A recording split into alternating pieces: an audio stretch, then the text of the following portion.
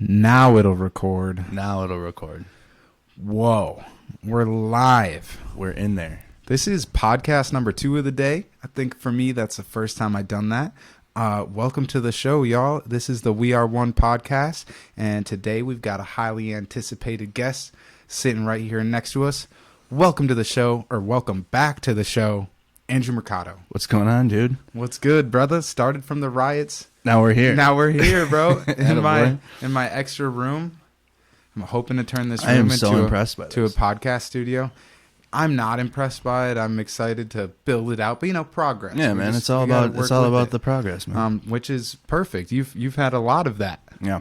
A lot of progress. Yes, man. It's just been a slow, steady stream of progress. I didn't want to rush both myself and then now the people that are also assisting me in this, in the live stream game, if you will. Mm-hmm. It's dope to see the amount of just like grassroots support that you and Mercado Media and like CJ and a couple other people that you surround yourself with. It's really dope to see the amount of people that are like vested in it at this point. Either they've contributed money or hours and emotion into what they're viewing when you guys are streaming. So I just think it's really damn cool to see how you've brought it, from when we first met to it being like, now it's like actually an entity of its own, right? It was just kind of like Guy with the phone. Right. Yeah, guy with the phone and kind of like a little bit of a following. But yeah, it's expanded now to where I have like a team of moderators that help my media page, not just with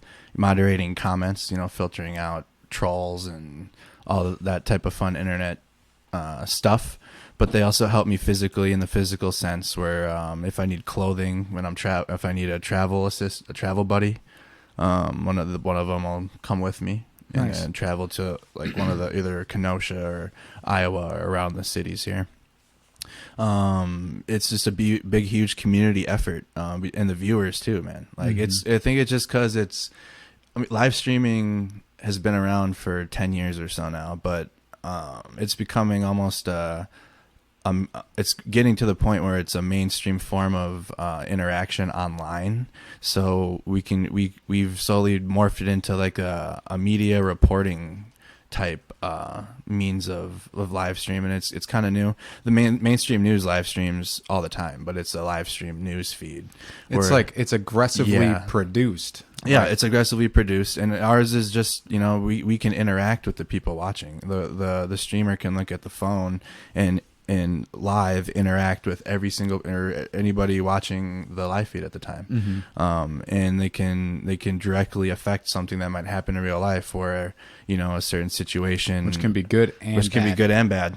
But that's the need for moderators, right, on the back end, because there are people that jump into the stream and they like intentionally want to mislead you or like rile you up, or they tell you to go one way when they know there's like violence or nothing good over that way. That was especially Minneapolis early on. That was a lot of misdirection and misinformation are being sent my way, especially regarding the National Guard. Like almost every night they were saying the National Guard's coming, the National Guard's coming, and they didn't. They just they helped the fire department. I felt that I had that same experience too, where people were like, it seemed like people just wanted to see something devastating happening. And this isn't everybody. Don't get me wrong. There's way more people that are in there, like, honestly, as supporters and want to see the best outcome. And there's way more people like that. But sometimes these fucking trolls are way louder than any of the, moderate people. Exactly. And it is a small group of people, but they make the most noise, ironic, and that's why we have moderators. And I know every single one of my moderators personally now. One of them I've known since like 5th grade. So it's people that I know now and close with, or if they've been watching me just since the beginning, I know them fairly well, and I can. And they know you too. I think that's one thing to me that really stands out. One about you in particular, but this whole kind of movement for like independent media and live streaming. I've said it a bunch of times in the past, but I think to me the future is art. And art to me is just a form of honest, authentic expression of oneself, right? That's what art is to me. It can be through so many different mediums. This right now is art. You live streaming and interacting with, your community and the amount of supporters that you've rallied together. And when you're just playing video games, or when you and CJ were driving back to Minneapolis from Kenosha, I tuned into that for a little bit. But that to me is like, in its own way, a form of art. It's nuanced. It's more nuanced, but like content. Like our main. That's why it's important to be transparent with what what we're putting out there as content creators, or what have you. If we have a following, because I always make sure to let everyone know, like there's the reporting, and then there's the live streaming of like vlog type content, where it's just me in the car talking to the audience, or playing video games, playing softball. It's just an extra outlet to connect with who you're getting your information from. Like, it's so that way they can see a little piece of my life, and really, if they want to, get to know me. It's not mandatory. I don't tell you, hey, if you're gonna watch my reporting, you have to watch me play softball. And no, not at all.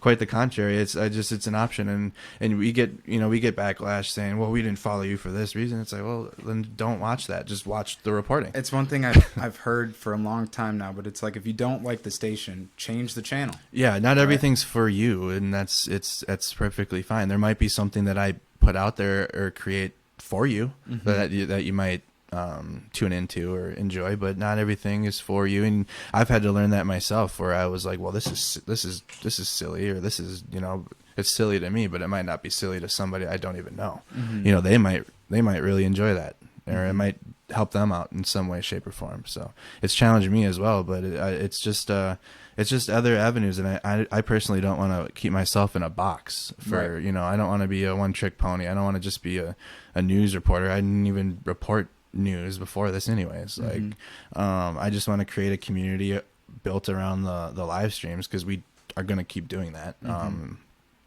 But when we're not out there in the physical sense reporting events, or out there in real life, we can be at home playing video games with the same community that would watch me outside.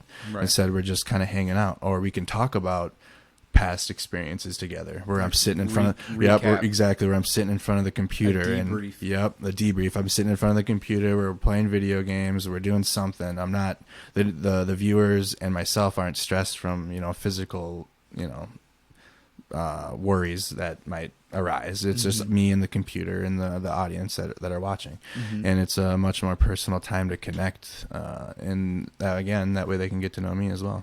One thing you said was, like, before all this, you weren't a reporter, right?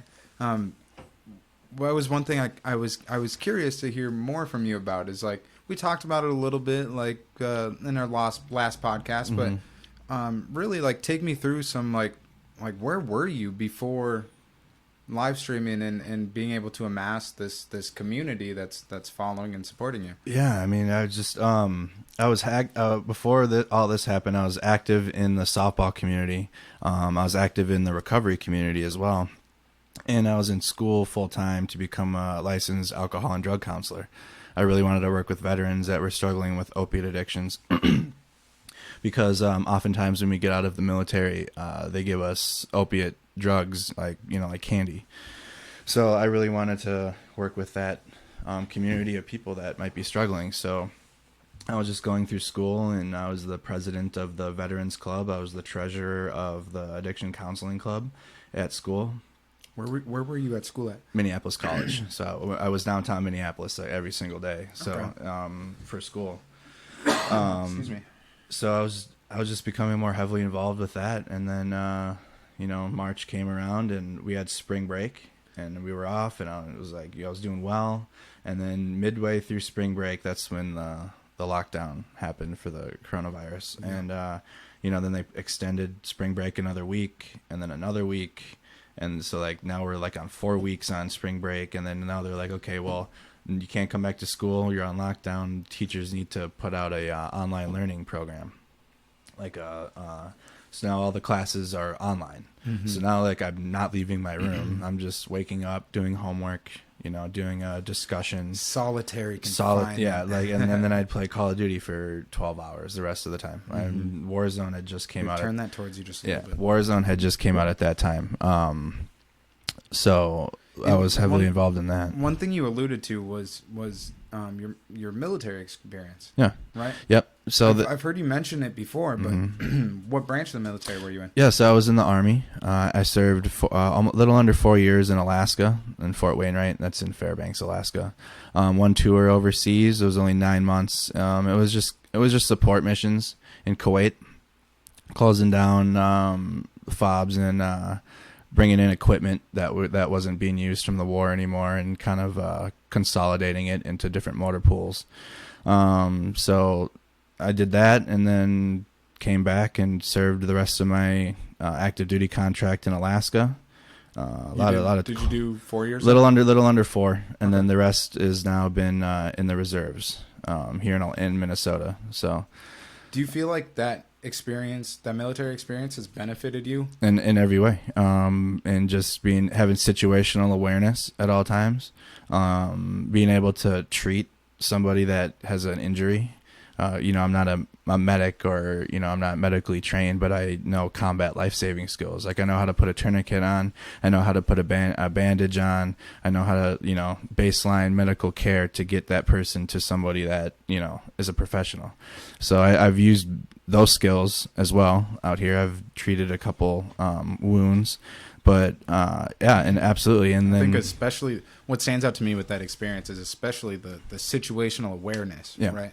I think, like, for myself, I felt grateful that I had some good situational awareness, having not been professionally trained in that aspect. Right. But I can definitely identify that skill as something that really kept me safe and kind of leading in the right direction. I was really I'm just talking about specifically back in May and the beginning of June, just being that, being cognizant of all the, different variables and, when I do a 360, I got a pretty good idea of what was over there when I looked last, and just things like that I know for sure definitely benefited me. And then also trying to maintain composure, not letting, if you are fearful, not letting that be what leads your decision making. Obviously you want to stay safe, but sometimes that fear would kind of fog the proper decision making process. It's maintaining a level of professionalism too while you're out there, which also feels into that situational awareness. The moment you're in la la land, I call it, where you're just kind of going through the motions, and this is in the physical sense, even with anything actually, in real life, when you're not on the internet. And it's so crazy we have to separate that now. We're already in that world where we have to talk about real life and the internet. But when it reminds me of one idea I had recently. Sorry to cut you off. No, you're good. Go ahead. I'm just hoping in the near future that the internet becomes more so an extension of reality. I think it's already getting there. I think, because right now it's almost like an alternate version of it. It's either you're online or you're offline. I think sometime in the future it's going to be you're either online or offline, but the way that you experience being online isn't potentially not going to pull you away too far from reality, right? So being straight connected, or with Neuralink, straight connected to the internet, and the way that information flows into your brain, right? You might not have to read it in the future. So it might just be uploaded into your brain. Yeah, right. Well, who knows? Technology's already on the way there. It does, but we're already on our way there. That's not that crazy. We're already on our way there. Wait, it's gonna be. How old are you again? 29? 27. 27. Yeah, that's within our lifetime. Yeah, easily. And what's crazy, one thing I think about a lot recently too is who knows what the longevity of our generation is going to be too? Because by the time we're 80 and 90, the reproductive and regenerative medicine that will be available is going to be out of this world. Insane. Yeah. We see Mike Tyson right now, almost 60 years old, looking like he's 30. He's looking like he's in his prime. Yeah. It's just all the technology for athletes, and just as we advance, more and more things are helping us maintain longer. So back to the situational awareness. Oh yeah, my bad. No, you're good. That was a good tangent. I was gonna go there too, actually. I was gonna talk about that anyways. But no, the situational awareness is important because like you said, you have to know what's happening behind you as well as in front of you. And if you're in a mindset where you can be comfortable there, where you have situational awareness, and then you can start doing more, or you never want to put yourself in a situation where you're doing more than what you can handle mentally and physically. So I just always made sure I was in a place where I was, myself okay, and then I can, if someone needs help while I'm there, I can, mentally and physically be able to help them without hindering my own well-being.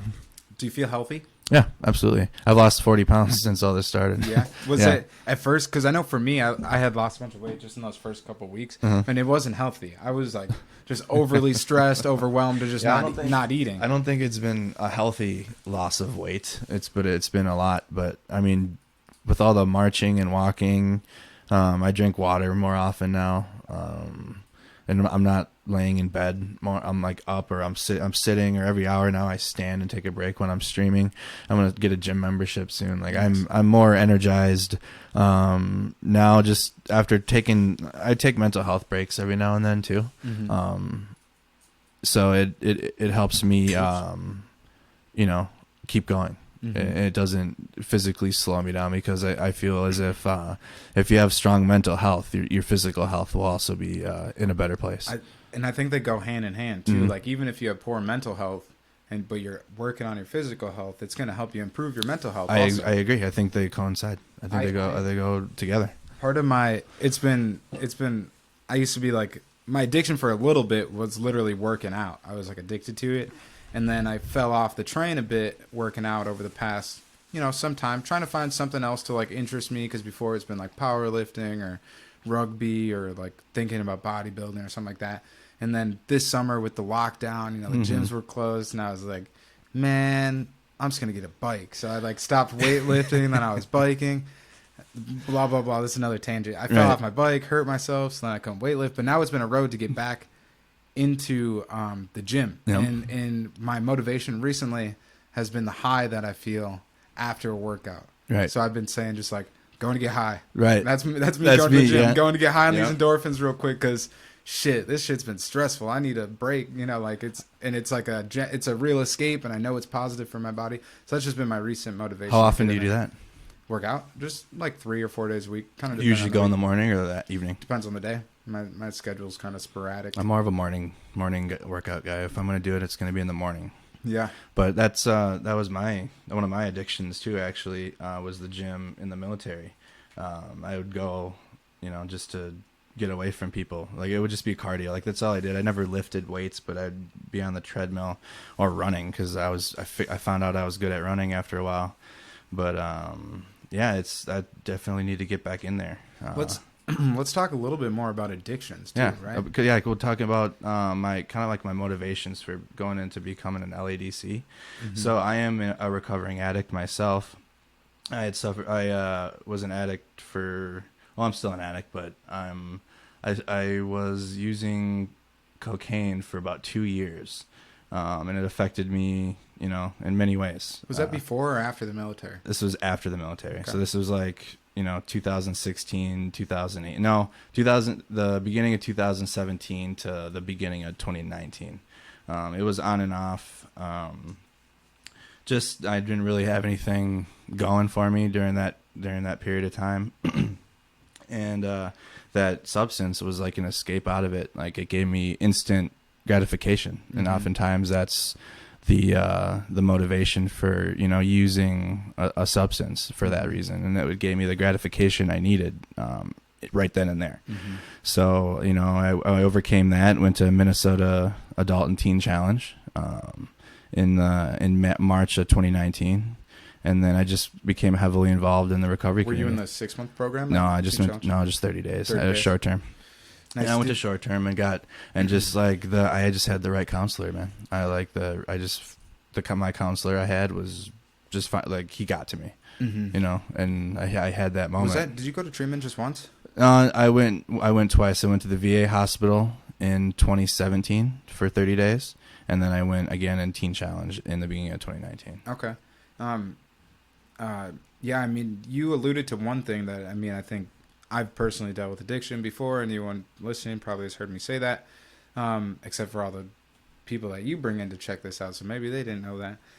But when you said it was an escape for you, I think that is just absolutely so relatable for, I mean, probably everyone. We all need kind of an escape sometimes, but especially anyone that has dealt with any form of addiction, that is absolutely relatable. And like for me, like what I was escaping from was like my reality and the way I felt about it, right?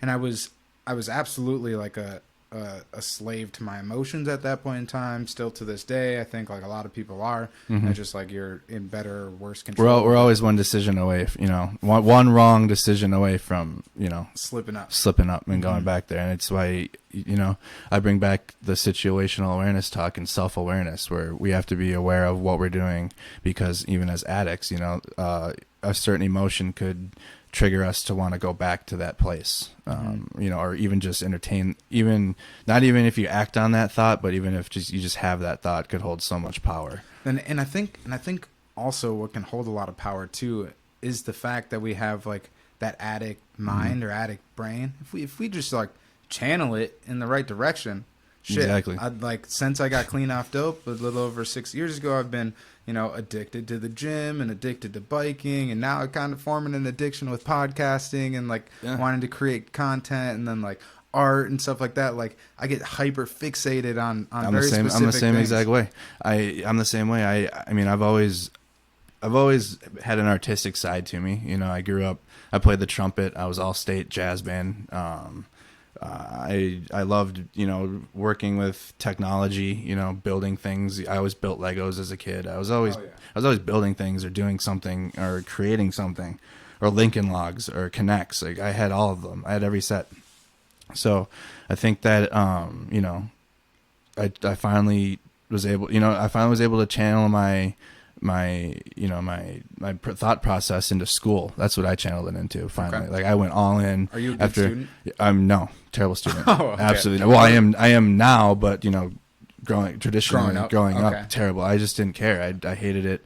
I didn't study hard. My dad made me, but I would just honestly sit there and read my book. Like I would do something else, like play with my toys or something when I didn't want to read. Like I just wasn't. Dude, there's so many times growing up I was supposed to be reading, and I knew that if my mom thought I was reading, I could just sleep instead. Yeah. I would just like lay down. I did the same thing. Eyes. It's a classic move. Now I have this issue now when I try to read, I get tired because I associate reading with sleeping. Yeah. Mm-hmm. So that's something I'm working on. It's a habit I'm trying to. It's a habit. It's like practice. You just got to keep working at it. Definitely. Where were we at? I got you. What's PTSD brain. So we're only a few days out from election day. Yeah. What are you doing for election day? I'm going to Washington D.C. Yeah. Who are you going with? I'm going with my buddy crew? Kenny, and my buddy CJ from CJ TV Media LLC. Shout out CJ. Yeah, he's coming with. Got to get CJ on the podcast. You do. You got to get CJ in here. Maybe the three of us sometime. Oh my goodness.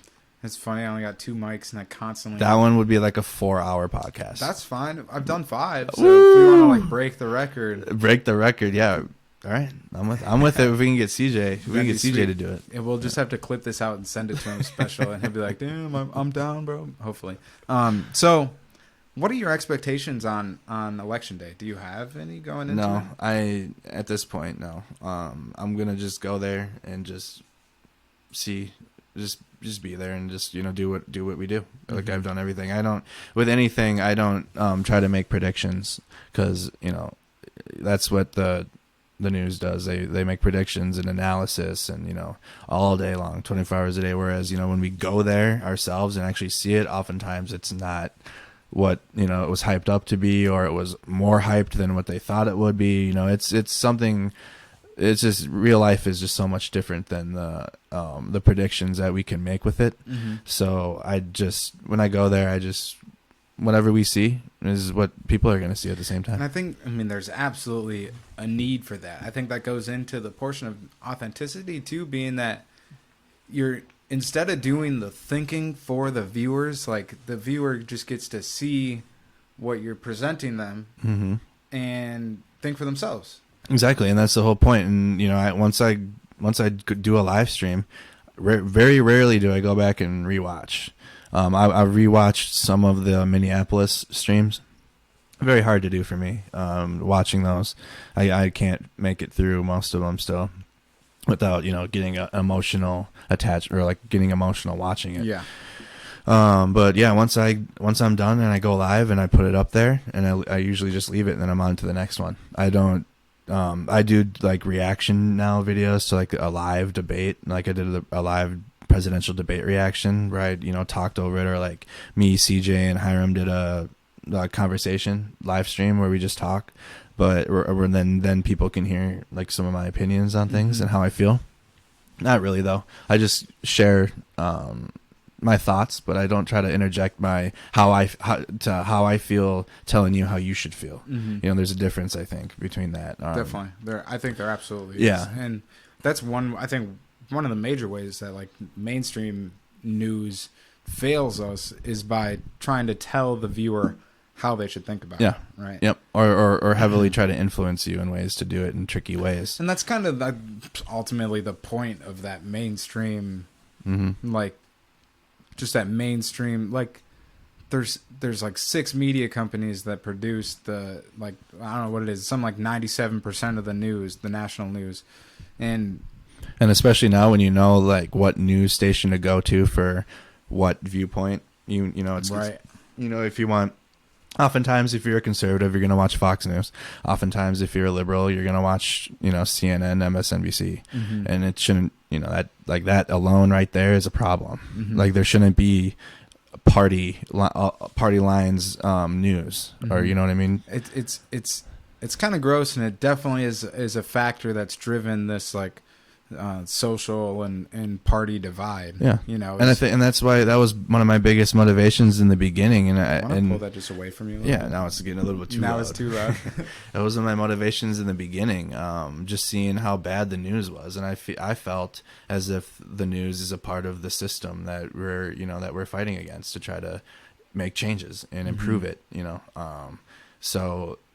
It's been getting increasingly harder as time goes on to keep reiterating that, and more people from each side are trying to have me be their mouthpiece, or be louder for them more so than the other side, or like this side's this side's that. And it's tough when you're trying to see both of it and see all of it, and in a way it maybe that's why the mainstream news doesn't do it, because one, it's the middle of the road crowd is harder to maintain, other than when you appease one side over the other, because then you got a whole you got a whole group of people, whereas when you're middle, you got both sides. So it's a very narrow line to walk. One thing I've done with like the news that I take in, and like just media and whatever information, I get it from just a variety of sources, and it's kind of like a game at this point, where because like it's kind of like a game at this point where I'm like trying to predict what like Ben Shapiro is right. trying to say about a certain topic, and it's like I'm not spot on. It's sad though if you're able to predict what they're gonna say about it, then it's like I don't think that's, if we're able to predict what who we're getting our information from, what they're gonna say about it. What do you think about that? I think it's gross. Yeah, I mean like. Because I want your authentic expression about a situation. Bring me some nuance. I know from your perspective, you think about some shit that I don't think about. I shouldn't be able to just assume what your perspective and point of view is going to be based on things that you've said before. I mean, like, to some degree, right? If I know that Andrew likes Ford better than Chevy, like, I know if a new truck comes out that's a hot topic, you're going to be talking shit about, like, the Chevy truck, right? It's like... That's not what I mean. I probably didn't even need to describe it that No, you're spot on. But, you're spot on. I just don't like it. And when I say it's like a game, it's not like I really have fun trying to predict, but it is kind of fun though. I'm thinking while I'm talking, but it's just interesting in a sense that it's we're becoming more aware of our culture and our not, maybe even just our society, as and how we give information or relay information, and who we watch, and that's why for me, I just wanted to as from the beginning, I knew I had to be as transparent as possible with who I was and what my purpose out here is doing, because I knew I was going to be in spaces of conflicting ideals. I'll be in one space, and then the next day I'll be in a space that completely doesn't agree with the space I was in the day before. And so it's very challenging, to constantly reiterate to both, or the ideals that are conflicting, that I'm just there to hear your side and then hear your side, and then let the people hear it. To seek understanding. That's one thing seek that understanding, I keep reiterating in all of these like podcasts and stuff. But like, that's my mission too. I relate heavily to that. Like, I just want to understand why what you support and the actions that you take and the way you vote. I just want to understand, like, from your perspective, why that's rational. Right. And it just, yeah, dude. I'm just curious. Yeah. Right. And I think actually, like, us relating on that is really important, but I think it'll benefit us in the future when we've had some of these experiences seeking to understand. Who knows how long it will take to come to fruition, but taking this time to, like we were saying, seek understanding. I'm not even making a point. It's just going to benefit us. You're getting there. The future. The seek to understanding too, and it's just like the journey to learn more. I feel as if life, it's constantly evolving. Like, life isn't, it's not just like you get to a certain age and that's it. I feel as if as we keep learning, continue to learn, and complacency in one's life can create, a sense of ignorance, or like a level of ignorance to, like, I don't care what they're doing, or like, that doesn't affect me. But that level, I think that type of thinking is holding us back, or holding certain people back from gaining more knowledge or more information or learning more. Like, I feel like that's important to the growth of both oneself and society in general. Definitely. Being open and willing to hear of experiences outside your own. Just because you're comfortable doesn't mean that everyone's comfortable, right? That's actually that's actually why, to me, like, it seems like social conservatism is like kind of silly, and it's almost like counterproductive. Yeah, where you just kind of want to conserve, or you want to, maintain the status quo. Yeah, I know that's the hard part about nothing this. Against anyone else. No, beliefs. that's the hard part about it too. Yeah, it's because some people in the United States really don't want. They want it to just be how it is, and that's that. And it's hard, when it's like, as a person like myself, that constantly, I don't want to be stagnant. I want to continue to learn more, or learn new cultures, or learn new, or seek out, or people with different ideas than mine. It's hard having conversations with those people, because I want to show them how awesome, how cool it is to just learn new, like, see new things, even being almost 30 years old, see new things, and even at that age. I want to reserve the right to, like, be amazed, and like be in awe and be shocked and excited about, like, someone else's culture or experience, or just like seeing something new, like trying to think of an example, something like cultural, maybe like like certain spa methods, right? Yep. Where you do like a Nordic ice bath, and then you hit the 160 degree sauna. I think it's probably hotter than that. 185, 190 degree sauna. And that's like a cultural thing for a lot of different cultures that I've gotten to experience, but I probably wouldn't have experienced if they weren't willing to share it. So we got to just like open our ears and be willing to, like, that's how I think of religion too, where like, I'm not too religious myself, more like spiritual or whatever.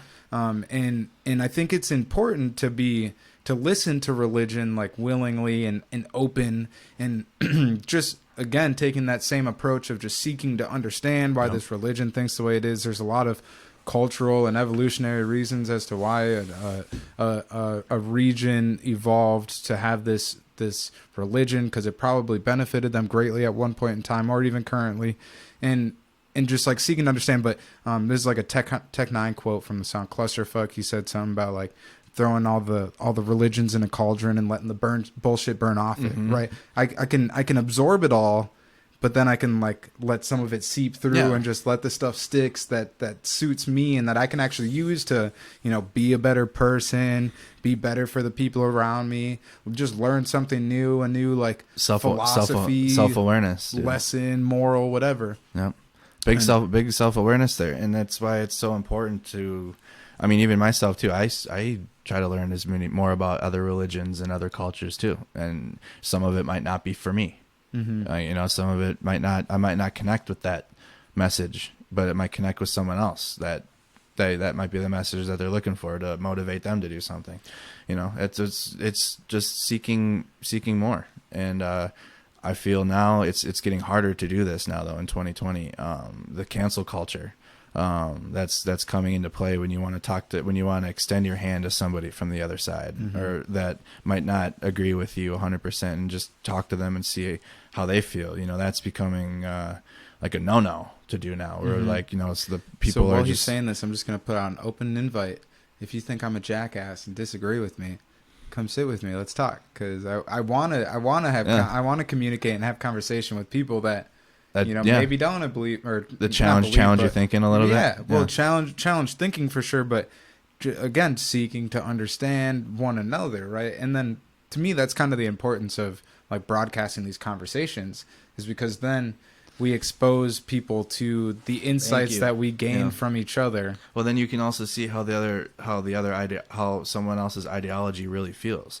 It's almost as if there's like this, and this goes for any side. I'm not speaking for one side or the other. That if you have two opposing viewpoints, there's like this ether of unknown that again, getting back to the news or like media sources will spin up and do things for clickbait or really be extra about the message, whereas you would oftentimes find more substance from just talking to somebody that from that specific ideological group, mm-hmm. Where you just have an extended conversation, like just set a time like we are right now just to talk. And more times than not, especially in one-on-one conversations, you find something to relate to. If you can keep your composure and not get too reactionary or emotional.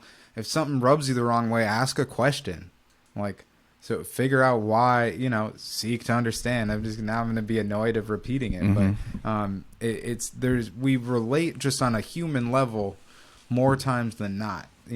I've said this before. I don't really understand. I understand tribalism and racism, but we're the human race, yo. And especially with this internet and the ability to be interconnected around the world and actually be exposed to information about other cultures that you never would have been able to be exposed to in the past. We have an opportunity to actually unify as an entire, human race, an entire species of animal. I think, well, then once that happens, we probably evolve to something beyond human. I know. Right? But I think it's just in this postmodern world, tribalism, like you just mentioned it too, and it's kind of like cheering for your team now, like your team being whatever you latch, whatever one latches onto, whether again it's your sports team or the Vikings. The Vikings they're just letting me down. Just letting us down, dude. Yeah, whether it be the Vikings or your political party or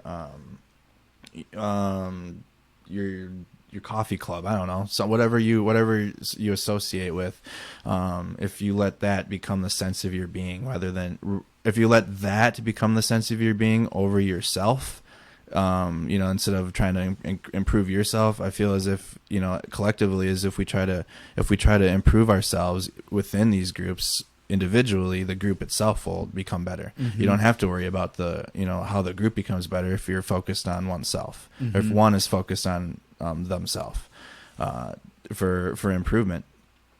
And that's just how I feel about it, man. Yeah, I just started reading 12 Rules for Life by mm-hmm. Jordan Peterson, and that's the foundation of that philosophy, or those rules is taking care of oneself and making sure your bedroom's in order before you ever worry about somebody else's bedroom, because realistically our bedrooms are never really completely in order, right? But we got to build ourselves a strong foundation so we can be positively beneficial and effective and productive in the other spaces that we try to operate in. Because if I don't have a strong foundation, I can't hold anything on my shoulders, right? So, and I feel like oftentimes, we're in the motivation to want to do something, or the idea might, is more powerful than the action that you can do at the time.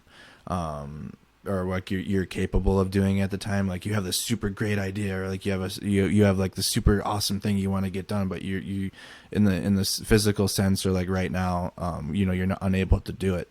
So at that moment, that's when the self-awareness kicks in to like, okay, what can I do myself today to make that happen? Instead of, trying to go out, and seeking it in other places. If you try to improve yourself, take time, really focus on yourself, and build that, then it'll start to affect the other avenues in your life, I feel. And I think it's also like, I think leading by example too, right? Like the people that spend their time around somebody who is constantly working on improvement, self-improvement, self-awareness, all these things, these traits that we're talking about, and openness and willingness to be just willingness to be open. It sounds kind of silly. But that then you're leading by example, and those people that are surrounded by that type of person they see the positivity in that. Either they actively try to drag you down because misery loves company, and there's a lot of miserable people, and they prefer to probably stay miserable, a lot of them. Or that's not true. Let me give them credit. They probably don't prefer to be miserable or stay miserable, but it's a little bit easier to stay misery miserable. Loves company. It's easier to stay miserable than I feel like that's why out of it. I feel like that's why it's important to have a group of friends that you can confide in, or even not friends, like coworkers or family or somebody that you can talk to, because while you're on the journey, to focus on yourself and growth, it's important to still talk to people or ask questions about even yourself. Say, am I doing this right, or did this, or how did this this look? And you just do it with a private conversation with people you can trust. So you don't need to ask Twitter, Right. or like ask Facebook. Like we all do it now and then. This is probably super, we all do it. It's probably super judgmental, but sometimes I'm like when someone posts a story like, should I get a haircut? Nigga, do you think you should get a haircut? That's how bro, I don't know. Like, do you want a haircut? Or do you want a haircut? What are you asking right now? But I've definitely probably done that myself. So I'm, know, but yeah, it's just silly. Yeah, man. Silly. So what's in the works for Mercado Media? I mean, besides Election Day, I know it's kind of what you're probably really focused on and planning around right now. Yeah. But let's say like a year from now, like what we can't predict the future, but it's like, what types of things would you hope to be covering, especially when especially when the political climate calms down a little bit? What kinds of things would you want to be reporting on and be surrounding yourself with? So now we're almost, we're at the point where we're being invited to come cover things now. So even after the election season's over, and I feel we're still going to have things to report on, even in general, like even if I just remain locally here in Minnesota and just report on local Minnesota things, that's fine. There's people that want it, and if there was just one person that was watching that wanted to seek that information, I'm gonna keep doing it because I love to do this. Like, if this isn't something that I wake up like, oh, but most of my life I've woken up and just said, oh man, not again. Like I gotta go punch in at FedEx today, or right. Oh man, I gotta go work at this. I never liked it. How many jobs have you had? Way too many. A rough estimate. Maybe not probably, maybe like 10. Yeah, it's like 10. It's not in the teens. Like I've quit. Most I've never been fired. I've quit, or I've just been like, I can't. But I just never found a job that I enjoyed doing besides the military. But I couldn't keep doing that forever. I had to find a structure for myself and something that I like doing. And who would have thought it would be content creation or like live streaming? I love playing video games. I love playing softball. I love being active and involved in communities. And if I can take my platform and go live or be give a live stream to the world, because we have a worldwide following, Mm-hmm. and they can, and that they might see something in the live stream that might cheer them up that day, or it might be something that's not, a big event that I'm reporting at, but it's just like me at like the state fair next year. If we get the state fair back, I'll go live there. Oh yeah. You know what I mean? And like Yep. somebody might tune into that, and like that might give them a sense of peace from their personal life stresses. Kind of an escape. Yeah, an escape Right. from like I might not have, I have no idea what Susie or person A is going through, Mm-hmm. but they might have something that they're going through where something nuanced in my live stream will help them get through their day. Right. And that's all I care about. And especially like people that are like worldwide, and maybe they never seen a big ass state fair like that. Well, that'll be super awesome kinda next year. I'm sick. excited. I'm kind of teasing that one. I'm gonna definitely do live streams from the That'll be state fair sick. next year. That's why I was missing out on this year, and why we couldn't do it, because it was closed. But that's, people love that. Even I took one vacation this whole summer to San Diego, and but I went live as most times as I could, because I brought the audience of like vacation with me, because one, we're in a pandemic, so not everybody's traveling or going anywhere. A lot of people are at home, and two, they can get to go back to our previous conversation. They can get to know me more outside of me holding my phone showing a big event or something where I'm not talking often. Or there's live streams where I don't say much, because the video's doing what's occurring. The video's creating the content for itself. Yeah. There you go. Yeah. Where and when things calm down, that's when I'll talk or whatever. And then when there's a speaker talking or there's something happening, it's time for me to shut up. That goes back to self-awareness. You got to know when to talk, when not to talk, and it's a learning process. But when the live stream speaks for itself, I don't need to put my voice over it. More than I need to. Definitely. And that's the learning curve. And I actually had that experience too, just when I was, when I went to DC. And Yeah. I tried to live stream there for a bit. It didn't work for any of us. Dude. Yeah, Not a single one sucked. of us worked. But yeah, I remember when I was able to be live, I was like talking like, damn, do you see all these people? And I was like, oh, I'm interrupting the speaker. Listen. Yeah. We're here to listen. Yeah. Like, I kept catching that. I was like, I don't even need to be talking. Nope. I've caught myself, and the viewers have caught me twice. They're like, "We're trying to listen." I'm like, "Oh shit, sorry." My bad. Sorry. Yeah. Like, my bad. Yeah. Yeah. Like true, but it's a learning process, because I didn't. It's not in May of 2021 when I'm doing this compared to May of this year, it's going to be completely different. Like, I'm going to know what to do. It's a learning. It's a growth to learn more. I feel like the dream is in the journey, not the destination. Kobe Bryant. That's a Kobe Bryant quote right there. But that's where I think that's so true. The journey to keep being better and keep growing is what it is for me. It's not the for me, it's not the house with a picket fence, big backyard. I've made it.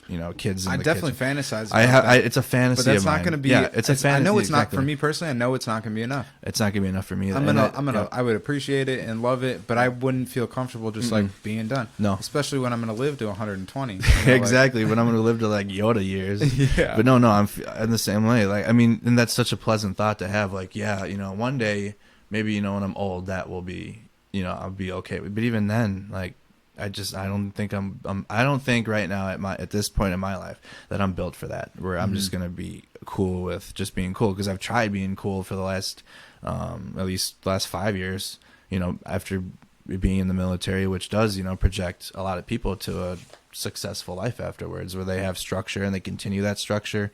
They get a job, they go to school, get a 9-to-5 job, get a house, boom, retire. Unfortunately, it goes the other way though too, right? Yeah, and for me, it went the other way. Well, I was going to ask. I was thinking about that before. I'm glad you kind of brought it back to that. But did you feel like when you got out of the military, was that kind of not having that structure and that, this is kind of the story you hear from veterans that do deal with addiction, is not having that structure and camaraderie and brotherhood and I lost all my friends. Like, well, I said goodbye to all my high school friends when I left for the military, and then I came back, and then all my childhood friends are off doing their thing now, and all my friends are either still in the military or they're spread out throughout the country. So I just fell into the wrong crowd. I just found a group of people that, you know, were somewhat. Is that what it was? Yeah. For me, it was I mean, that's what it was for me, For me, too. it was the wrong crowd in the wrong place. Because you're a culmination, they say, like, you know, you're the average of the 7 people that you spend the most time with, right? And I think you are who you I think I just ranted this on the last podcast, so my bad. But you are who you hang out with. You are who you hang out with. You bring about what you think about. If you're hanging out with a bunch of shitheads, that's all you're gonna be thinking about is shithead shit, because you're kind of, you know, taking on their characteristics. If you want to be a king, you got to hang out with kings, tribalism, and queens. Bring it back to the tribalism talks. Like, that's what affected me like that. Like, I fell into a crowd of substance, you know, using people, individuals. And I just, you know, if you sit outside the barber shop long enough, you're gonna get a haircut, and that's just how it was. I'm not putting the blame on anyone else but myself. I just, you know, I started doing it, and I liked it, and it started and this is back to the talking about my addiction with cocaine, and it just became more, and just it started off, you know, on the weekends. Like, on a weekend I would just do a little bit, you know, that'd be good. And then it was like, okay, now it's 2 days, both Saturday and Sunday. Okay, now it was Monday, Wednesday, now it's Friday, Saturday. Now Sunday. it's like Monday. You're crashing because the weekend you still got some left over. Hold on, let me get a little jump and get some extra work done. Yep, and it just you know, I started becoming a crappy person, like, just, you know, grimy human being that just all I wanted was, you know, cocaine. At that point, I didn't care about shit else. I'd get off work, because I was working a 9-to-5 job that I hated, because I hated 9-to-5, you know, that, you know, that type of job. You're exactly the type of guy that I would expect you to say that. So that's why I asked you before, how many jobs have you worked? I was like, all I did was really work to fuel my addiction. Like, I would work and go to work, but then it became to the point where I would have a self-awareness check, and I'd be like, okay, I'm just working just to buy coke, and then I would quit. And then I would go to treatment, and that was the first time I went to treatment at the VA hospital. And then, you know, I got, you know, I was good for about another year, a little under a year. I stayed clean, and then, you know, went back to that crowd of people again, because I was like, okay, the friends that I was starting to develop, we fell off, and I was like, well, I'll go back to these friends. You know, they're still there. I know where they're at. I'm gonna go hang out with them. And I started using again, and then to bring it back. And then I just finally, this last time after Adult and Teen Challenge, I had a solid counselor, super solid counselor, and, you know, got me plugged in with the recovery community as a whole, not just, you know, because the first time I went to treatment, I thought 12 steps was a joke. I was like, I'm not an alcoholic, I don't drink. Like, that's a joke. I'm not even gonna try that. I didn't really care. Like, in the VA, you know, if you work at the VA hospital, hopefully it's changed since then, but it wasn't, you know, an environment that, you know, really was gonna work for me. At least I should say, for me, it didn't work for me. Whereas Teen Challenge, like, you know, it worked for me. And so I just got plugged into the recovery community, went to outpatient treatment, while at the same time living in a sober house that, you know, was very rigorous in meetings. Like, we had 4 meetings a week we had to do, and 3 of them were 2 hours long. Damn. Yeah, and that was at the sober house too. So I just was fully invested in this time, because I was like, screw this, dude. I'm tired of doing it. I'm tired, and I'd only been doing it for a couple of years. What shifted for you that got you fully invested to wanting to? Because recover? I just, like, I would just be in bed and just I felt just alone, and just like, man, this can't be it. Like, I'm already starting to give up. I'm only 25 at that time. I was like, there's got to be more to life. There's got to be something. I'm missing something here. Like, this sucks. As much as fun as cocaine is, like, this is garbage. Yeah. Dude. Like, this is trash. Dude, I totally relate. So trash. I was just like, and then finally I was like, enough. I'm gonna go. If I'm gonna do it, I'm gonna do it. I didn't do the full term year-long at Teen Challenge. That's like the, you know, intense, dude, you know. But I did the 30 days, and then I did outpatient, you know. So I'd be at treatment from 8 a.m. to noon, and then at noon I'd go home for an hour, and then we had or I'd go home for a few hours, and then at nighttime in our sober community we had meetings every Monday, Tuesday, Wednesday, and then we had to go to another outside one. So I was like, you know, it was fully a part of my life for almost a year. And then now, you know, I was like, okay, I want to become a counselor. Like, I want to do this. Like, it helped me. I want to give back to the community that helped me. You know what I mean?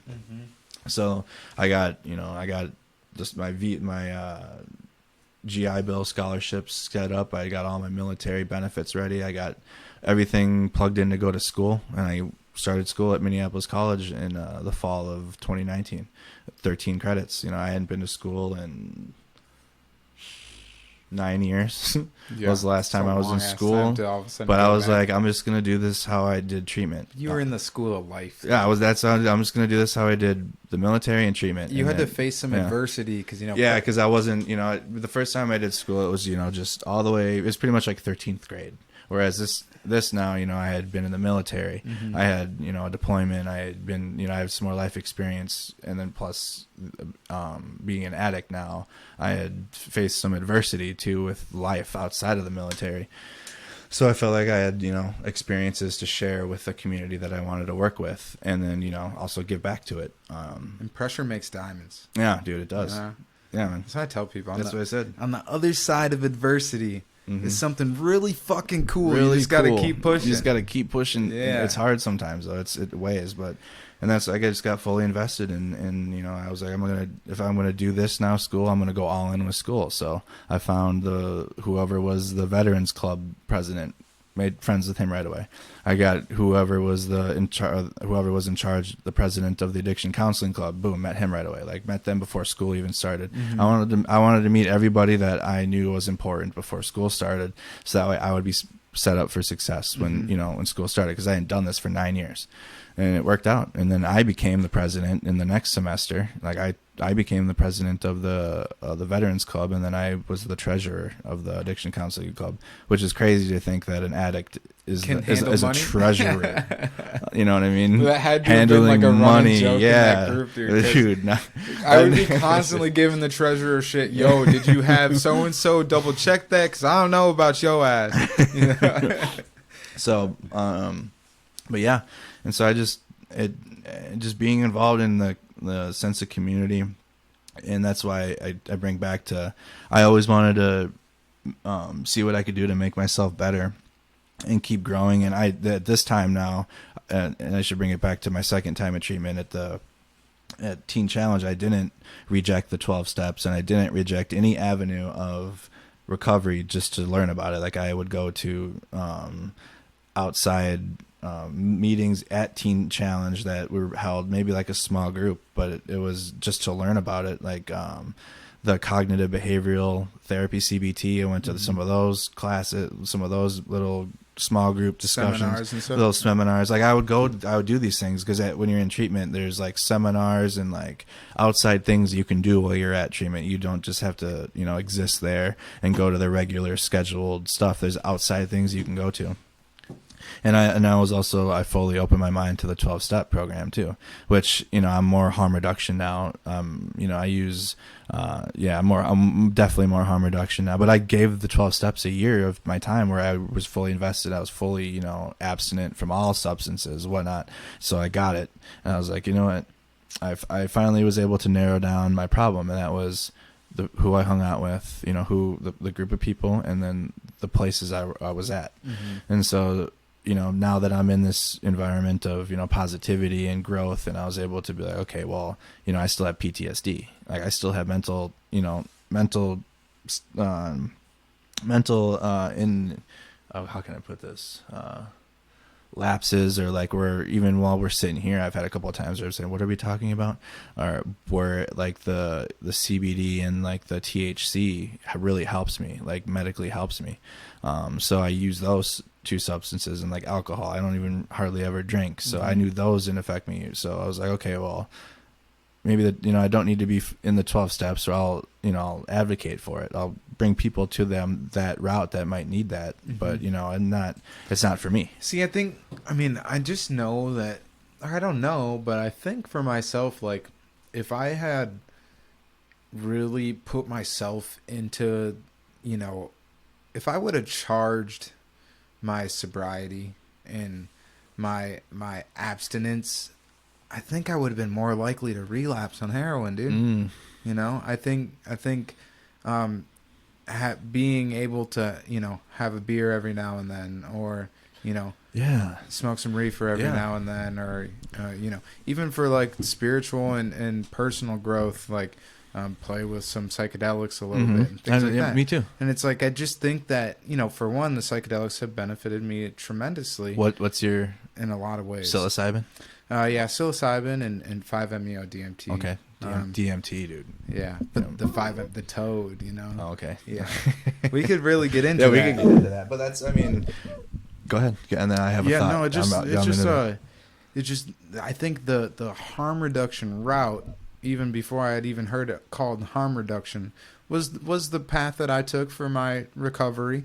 I'm fully aware of the potential for me to slip up at any time and fucking go back to using dope. But I also know if I go back to using dope, that's like a death sentence. I'll be dead, bro. Like I almost know. Before I got clean, I tried to kill myself with dope. You know, like I just know. You know, they say like when you relapse, you pick up where you left off, right? And dude, if I pick up where I left off, I'm fucked. You're dead. You know, I was hopeless. Yeah. So I don't know. I feel like really just personally in my experience, and I just feel like I want to be an advocate for, you know, just recovery in general, and whichever way that looks like, because for everybody it's going to be different. There's people where abstinence really suits them well. They thrive remaining abstinence. But there's also people who claim abstinence, but they're on a Xanax prescription or Xanax and methadone. Yep. It's like, bruh, you are not abstinent. You are not sober. That is harm reduction. That's harm reduction. Just because the doctor prescribes you a psychotropic, you know, a psychotropic or a drug, a substance that like really is fucking with your brain, like a Xanax or a methadone is gonna. Right. Bruh, you're getting high. That's a substance. You know, even if it's mind altering. It's mind altering. Yeah. Right, mind altering. That's why. I mean, dude, I'm with it 100%, and that's why it brings back how my personal journey affects everything that we're going on today, because I was completely closed off to the harm reduction route. Like I was, you know, even from people that weren't addicts, you know, growing up, they had an opinion that said, you know, if you have to be sober, stone cold sober for it to work. That's the only way it's going to work. So, you know, to me, when I had started learning about harm reduction and like assisted using sites with clean needles, or like a wet house where they monitor your drinking, or they actually like regulate it with nurses, I was like, that's ridiculous. Like that's what I said it for before I learned more. I was like, that's like, you're just enabling. That's what I thought. I was like, you're just enabling, you know, that's not going to help at all. Like you need to just cut them out. You just need to cut it off, and like that be that.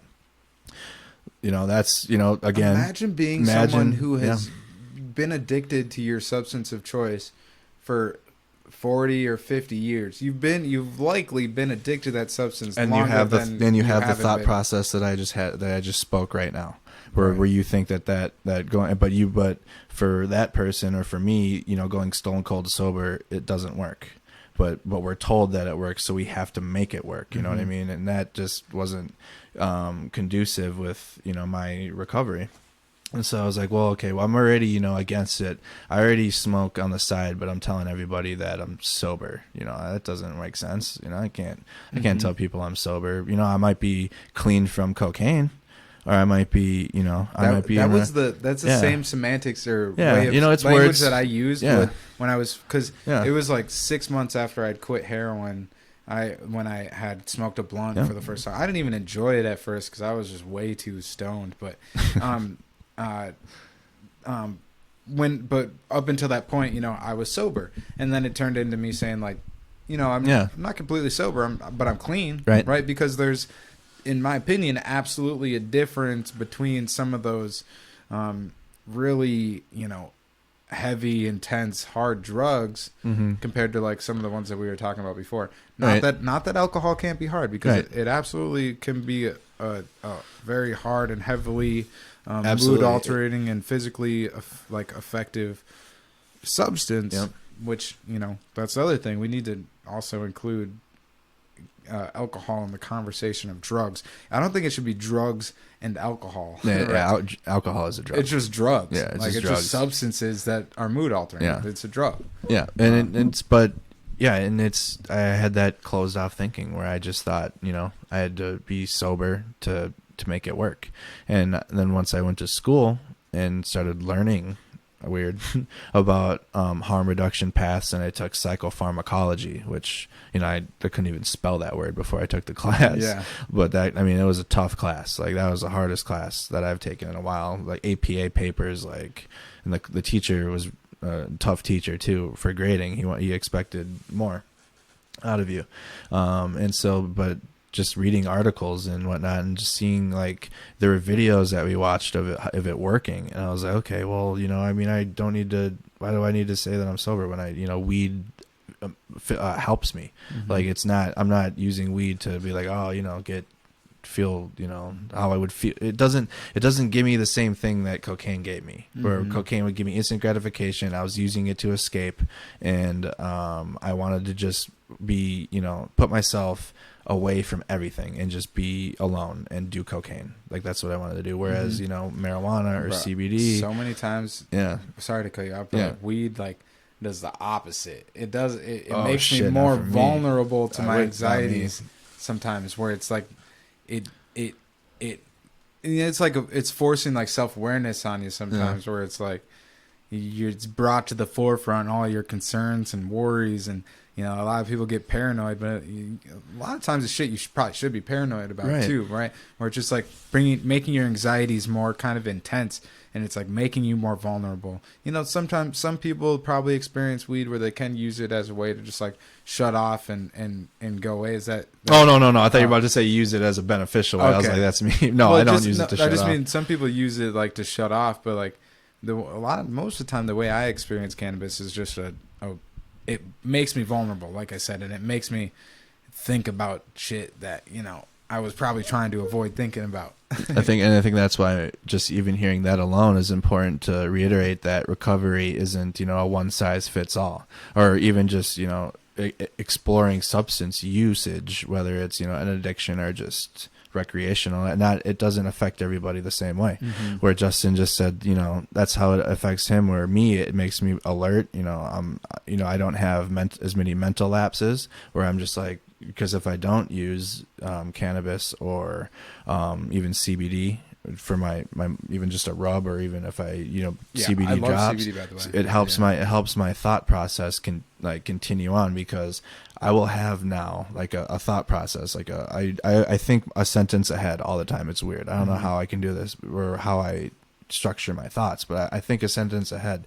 But my PTSD and how it affects my mental health, where I'll be on a roll and just nothing, or just my mind will just go completely blank. I'll lose my train of thought, and it'll just be gone, and I won't know where it went, and then I'll start to get anxiety because I just lost that train of thought. And it happens all the time to me now. Marijuana, like CBD and THC, help that thought process continue. But I can, when I'm at home, I might use more because it's recreational use at that point. But when you're out there and I know what I'm using it for. I'm not going to sit there and get blazed while I need to be, aware of my surroundings, be self-aware. I'm like microdosing it, like, in other words, like medically helping myself continue on, because if I don't, again, I've tried not using it, and we'll talk about Kenosha, where I didn't have it, dude, and I was just like, tell me about it. Yeah, man. I'm gonna hit the light. Talk about Kenosha. Hitting the light. Hitting the light. You're on YouTube. You are. Oh, man. Ooh, it kind of strobes real quick. Oh, Kenosha time. Little strobe action. Nice. All right, man. Take us to Kenosha. In a world where nothing mattered, one man, one decision. I'm kidding. I'm just wondering how loud that was, but it's okay. They'll probably be dude, like, that black light looks sick on you right now, dude. It looks so cool. So Kenosha.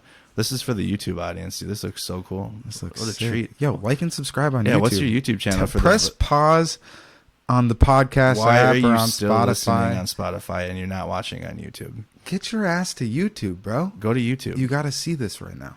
It's super cool. It's sick. All right. Anyways, Kenosha happened. So I didn't have anything. I ran out of it. But, man, so I feel like you need to ask questions, because Kenosha is a whole. All right. You know what I mean? I'm gonna need you to alley-oop me, and I'll slam it. Let's see. So much. So, because I was curious about it, but actually when I was kind of I do this thing where I try and create the pathways of conversation. Just start. I guess okay. So I thought about it. Is what I'm saying, and I didn't really know where to go with it. So first, what brought you to Kenosha? Okay, there we go. Thank you. You're welcome. I'm gonna need these alley-oops this entire time. I got you. So we were in Chicago, right? Me and CJ we're on a road trip. We decided to road trip from Minneapolis to Washington D.C. for the March on Washington. Yeah. You're good. And so, you know, we were in Chicago at this point, and we had a few more days ahead of us planned to in Pennsylvania and Maryland, and you know, we're just gonna hit different cities along the way and do like some nuanced live streams like you see when I play video games, but it's just gonna be me and CJ doing a road trip, and then people can see other states that have been watching from around the world that don't know what some places in the United States look like. There's a lot of people from other countries that, you know, have never seen Minneapolis before, but now they have a perfectly good idea of what Minneapolis looks like. So we were in Chicago, like downtown, like we're setting up a live stream similar to what this video looks like on YouTube right now for all of you amazing viewers watching on YouTube. Justin came on YouTube. And so we were setting up overlays, and we were just going to do a live stream and just like have like a podcast type live stream to our audiences at the same time. And so we were getting it all set up, and then, you know, videos started coming in, and people started sending me, like, at least almost 100 people were messaging both of us like, hey, you guys got to get to Kenosha, or you guys got to go get over there soon, because the video, the Jacob Lake video had just, you know, came out. And so I was immediately I'm sitting there behind the computer next to CJ, and I look at him like, not again. Like, I just have a bad feeling, instantly bad feeling. You were at Chicago this time? We were in Chicago, downtown Chicago. I'm just getting Minneapolis feelings, vibes. I don't know if I'm ready to go through this again, you know, because we had just went, you know, Minneapolis wasn't that long ago. It seems like it was years ago at this point, but you know, it wasn't that, you know, it's still fresh on my. We're still in 2020. Yeah, it's still fresh on my mind. So, yeah, so CJ finally convinced me to go, because I was reluctant as hell. I was like, dude, I don't know, man. But we went. So we got packed up. We left like our clothing and, you know, stuff that we wouldn't need. We just basically just grabbed our technologies, like everything we needed for streaming, and like my body armor, backpacks, charger cords, battery packs.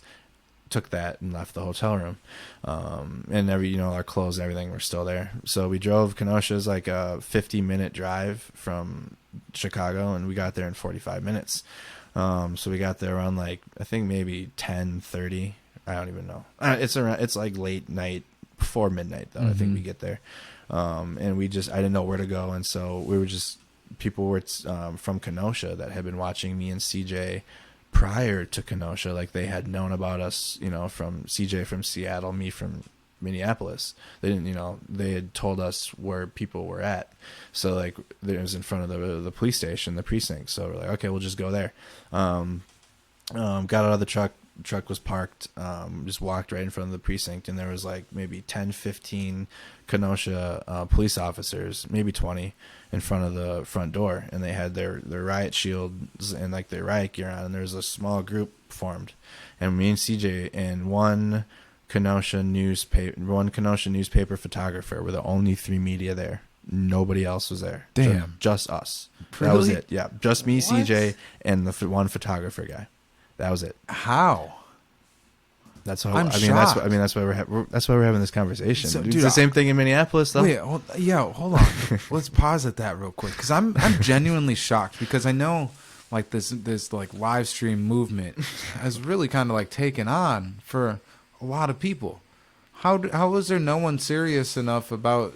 No one thought it would be. They're independent media that they didn't meet you there, right? Not like meet you. But you know what I mean? Like, I'm shocked. First night, no, we were the first ones. First night, damn, for the beginning. So I guess you had the luck of how close you were too. That's partially. I don't know if you call it luck. That's what you said. I don't know. We were just in the right place at the right time. You know what I mean? I don't know how else to explain it. We were in Chicago. Like the right place at the wrong time. Right place there. Right place at the wrong time. You know, right place at a misfortunate time, or you know, a time that I wish I had been in Kenosha for the first time at a different time. Right.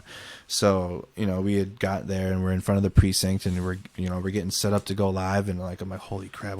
People they're like in front of the police and just conflicting, just unrest, chanting and whatnot. And then water bottles were thrown, just type of projectiles that you've seen thrown, like, full water bottels. And then this is still in front of the precinct. This is still just in front of the police station. And then finally, after maybe, this is just, this isn't accurate. I haven't watched the live stream back yet, but I'd say maybe 20 minutes of just the chanting, tear gas went out, or flashbangs went out.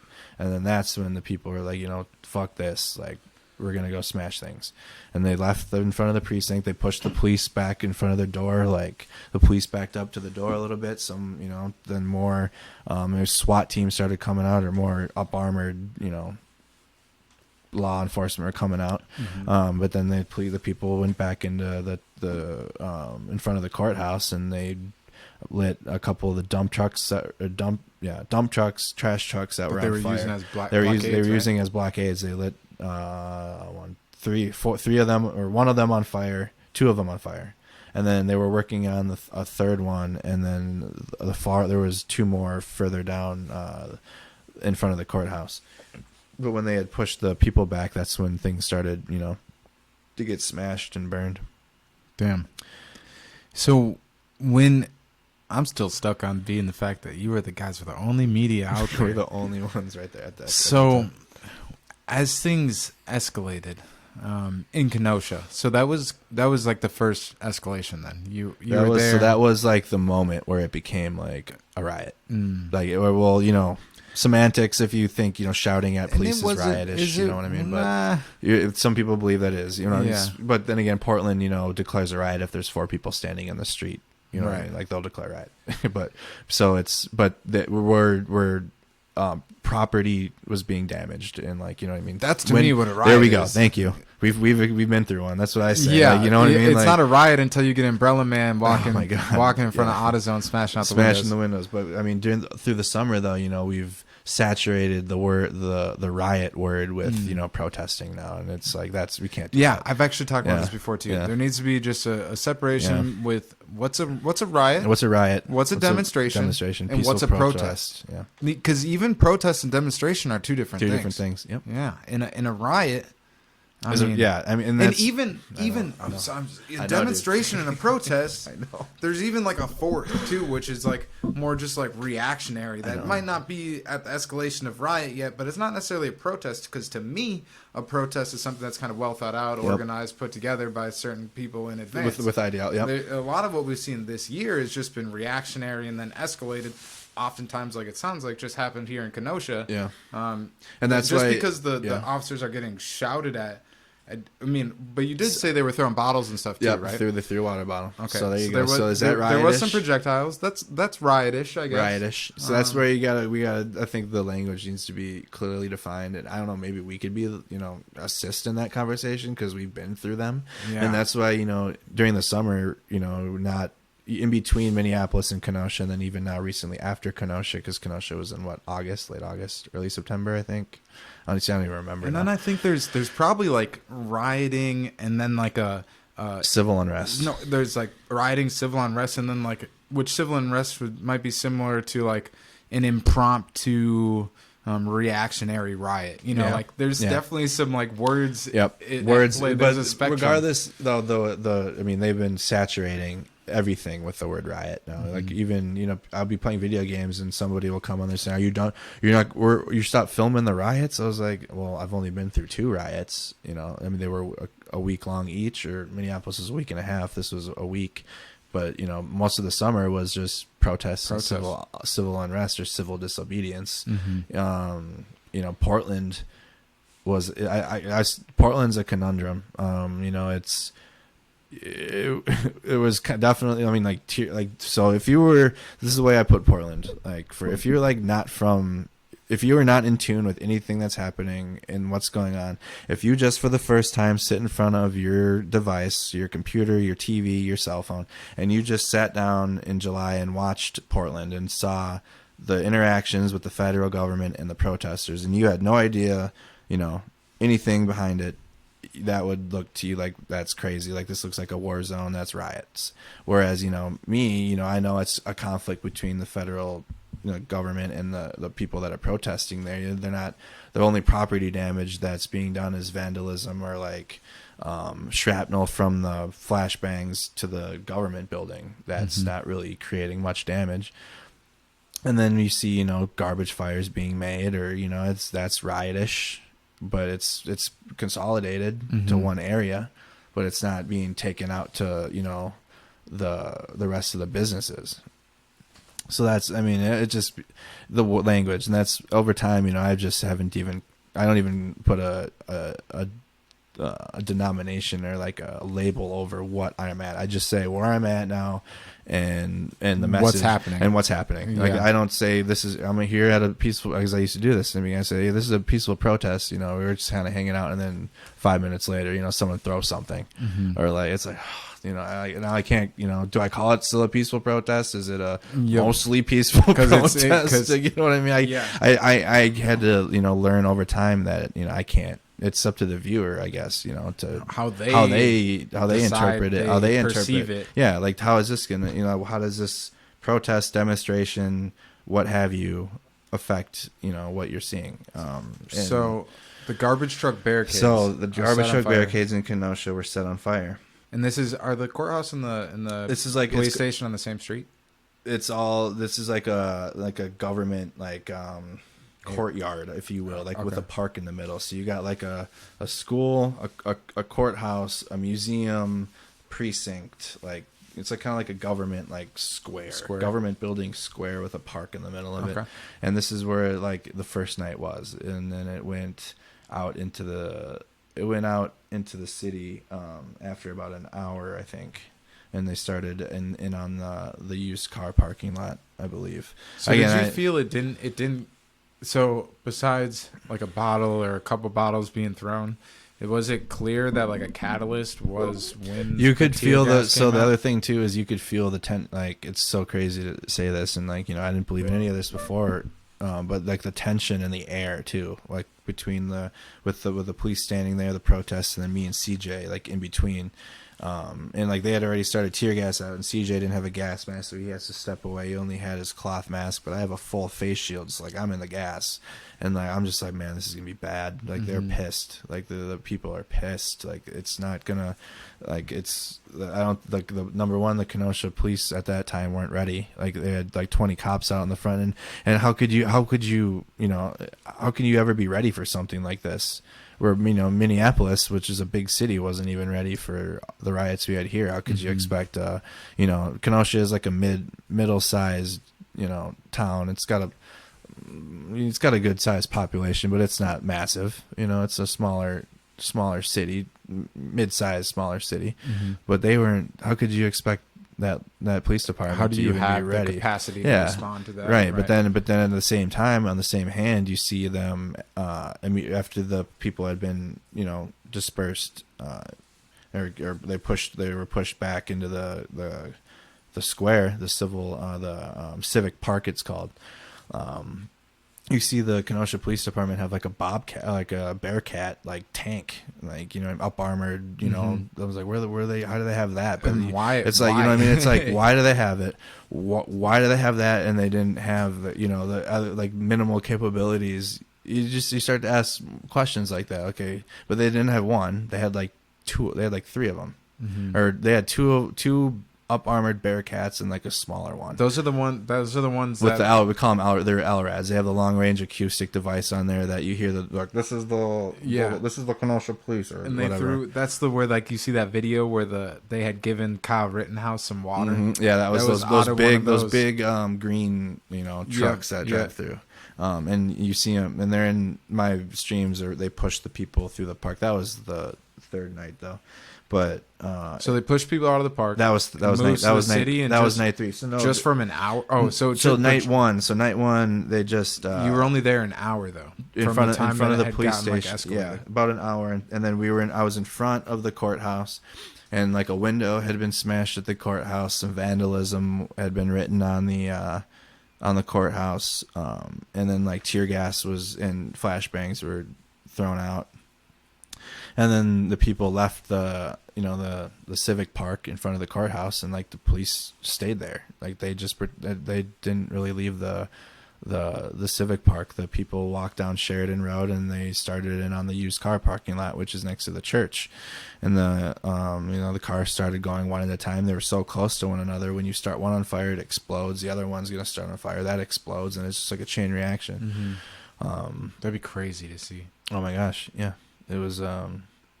That was, and then I can't remember if night 1 or night 2 were the church fire. Where CJ ran into the fire to put it out, and I followed him in. There was from the used car parking lot. It was probably night 1. It had to have been night 1.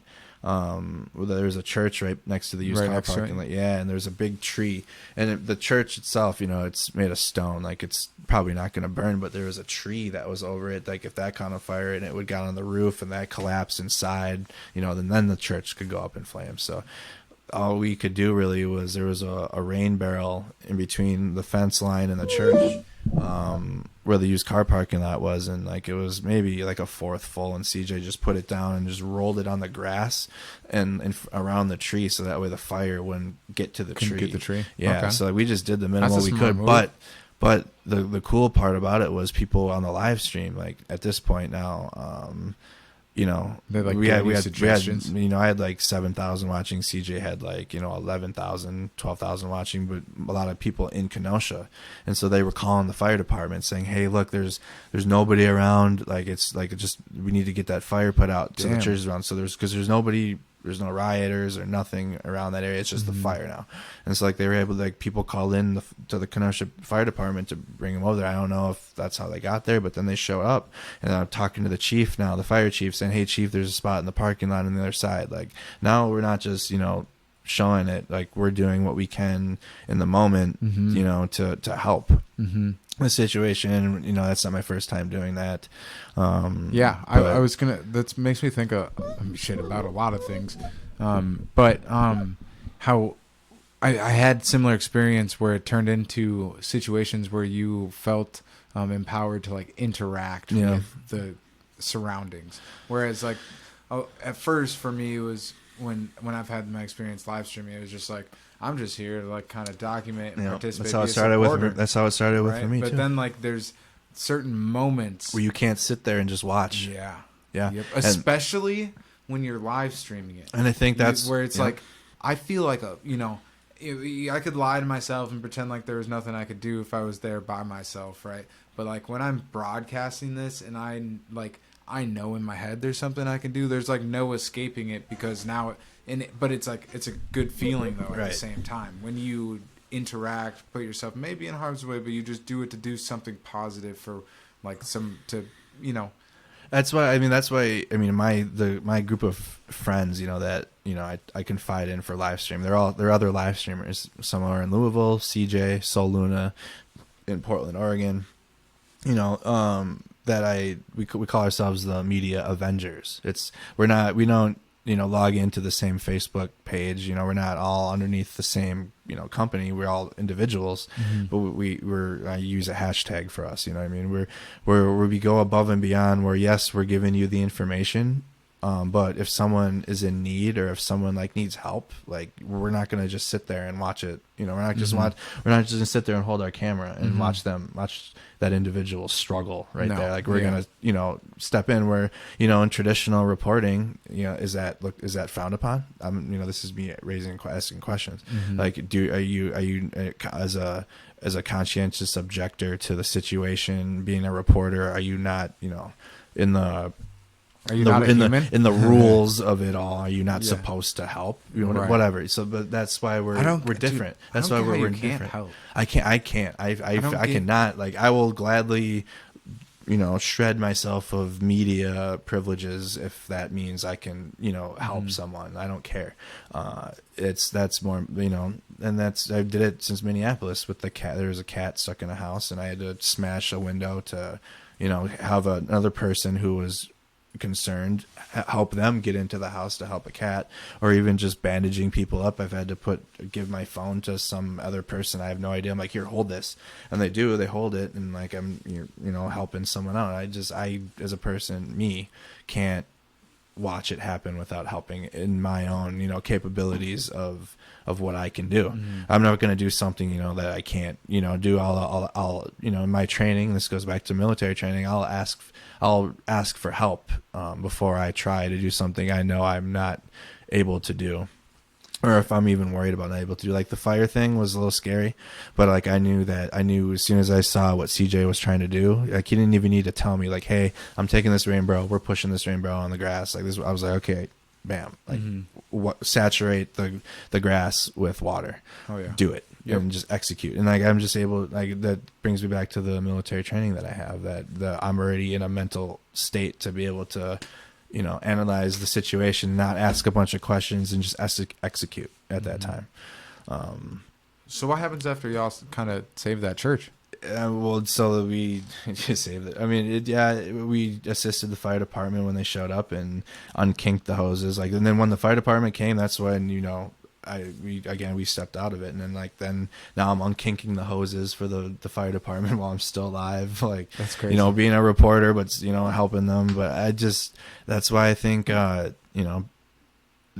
viewers and the people that support us, like live streamers, like, the group that have risen since the beginning of the movement, they know that we do more than just hold the camera. You know what I mean? We do share our thoughts. We talk about it. They can enter our lives, and see us as human beings. They can interact with it, like, directly calling the fire department while they're watching a fire, but they can help, like, so as a viewer. In that specific example, when viewers that were there in Kenosha were communicating with the local authorities, and it wasn't even just viewers in Kenosha too. It was people that lived in other states outside of there. Yeah, that's dope. I know. So was that with Kenosha specifically? Because I know you've kind of built or gotten to be a part of and a little bit involved with some of the community around there too.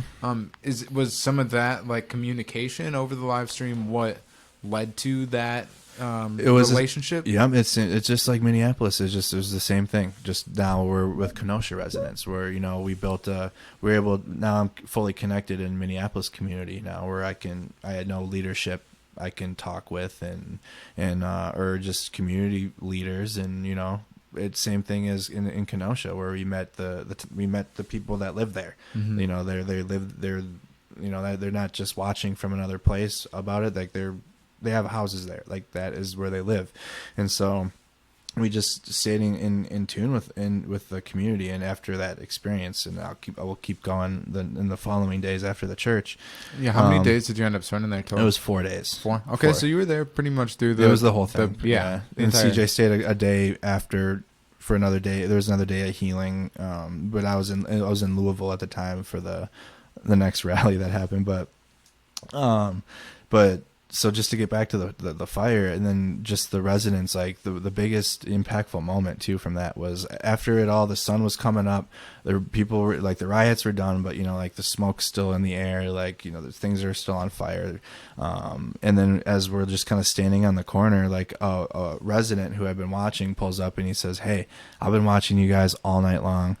Can you please, like, for me and like the community, will you guys just go take your live stream and show the lake, like Lake Michigan's right there. It's a lot. Kenosha, like for Minnesota viewers, it's a lot like Lake Superior. It's a lot like Duluth. That type of, like, it's like a harbor lake community. So there was like a long, like, not really a boardwalk, but it's like a concrete walkway along the harbor to get out to Lake Michigan. You can see Lake Michigan, big, beautiful look, beautiful view.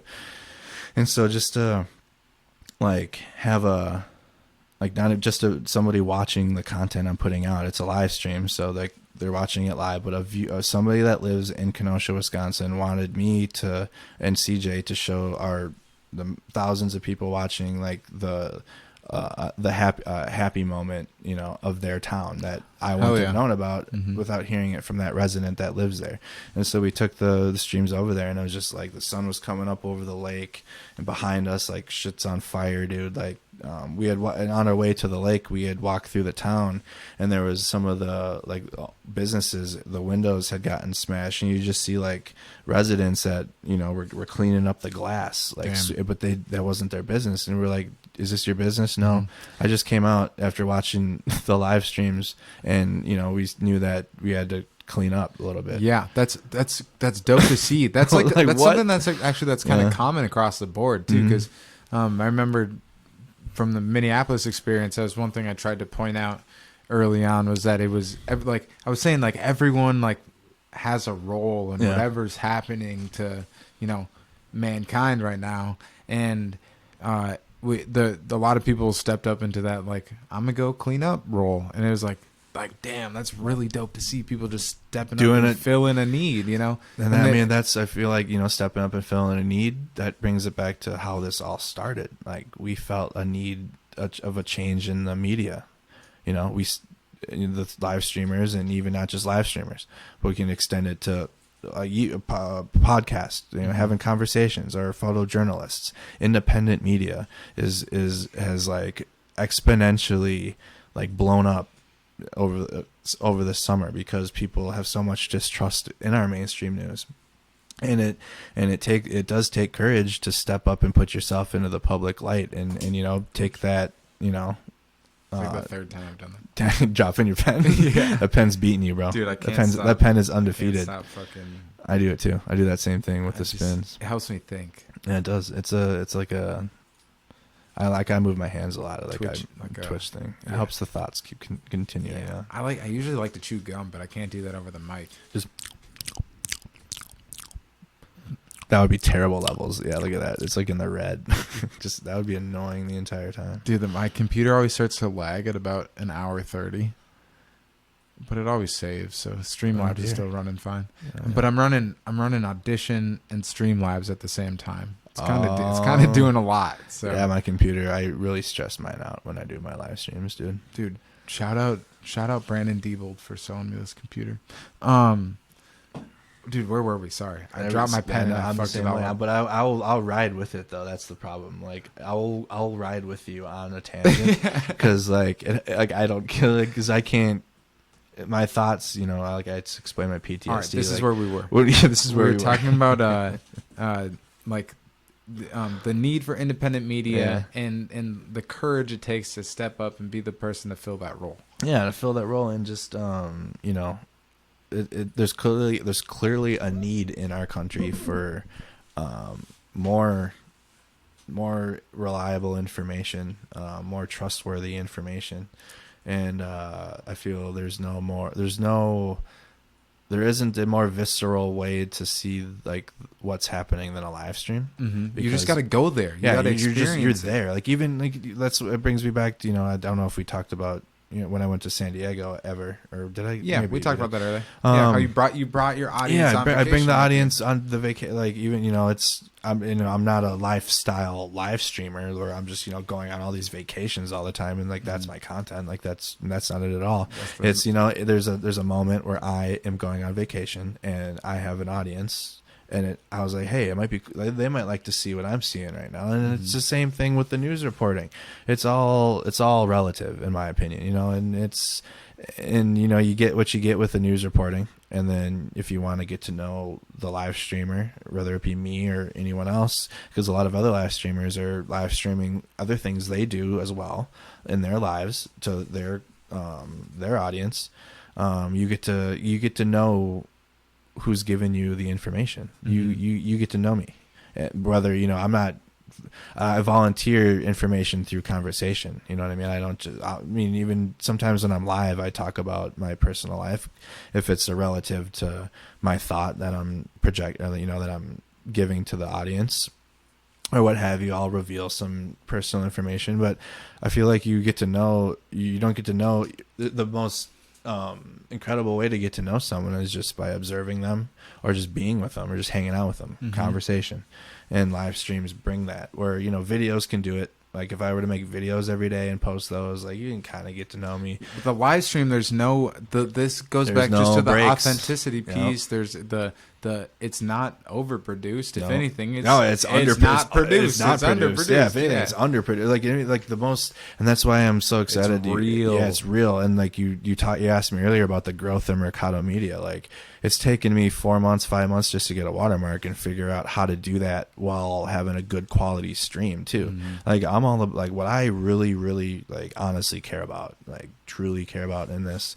is making the stream better quality, like making the actual what you're looking at look better, more interactive, and reach more people, so that way more people can see live streams. Mm-hmm. And then not just that, but then not tell other people how to do it, but share how I figured out to you, because I have friends in Louisville that live stream, and if I find something new that I learn, I want to share it with them, so that way like their audiences in Louisville that don't even probably know who I am, like they can get in on it, and they can see, improve their technology too, or like their audio visual things. Like I'm all about, sharing what I know, because I want this to be a thing. Mm-hmm. I'm so serious.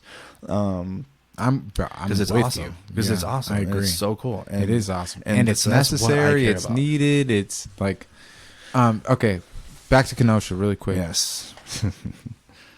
Take me to the night of the shooting. Night 3. Yep. Where were you at the time of the shooting? Do you remember? On the street. Were you right there? Yep. Damn. And there's a group of us. There's some people from Minnesota, not just me, that were there that night too on the street that I know very well. And CJ was on the street too. That's why that whole experience, like, changed my life, because we were right there. Like Kyle Rittenhouse's barrel of his weapon was at me. Like, because it wasn't really, it was in my direction. I'm not really gonna squint my eyes and make sure that his barrel's pointed at me, but his barrel was in my general direction, and that's when I'm like yelling, "Oh shit!" I hear the shots go off, but we were all on that street. He ran right in front of me, and the night started. So the night started off completely different from that. Like, this night was just like a long night, and it started off in front of the courthouse, and now there's a fence in front of the courthouse, just like Portland. Same exact fence that was in front of the Portland courthouse. It's a national, I think it's a National Guard fence. Okay. Because I had asked my stream, I was like, what type of fence is this? Because Portland has the exact same, like the same brackets, same, like it's a T, like metal graded fence, you know what I mean? And it's the same thing. It was like, talk about reliving past experiences. When me and CJ walked up to the courthouse to see that fence there, I was like, oh my God. Like, now we're back in Portland. It seemed just like it.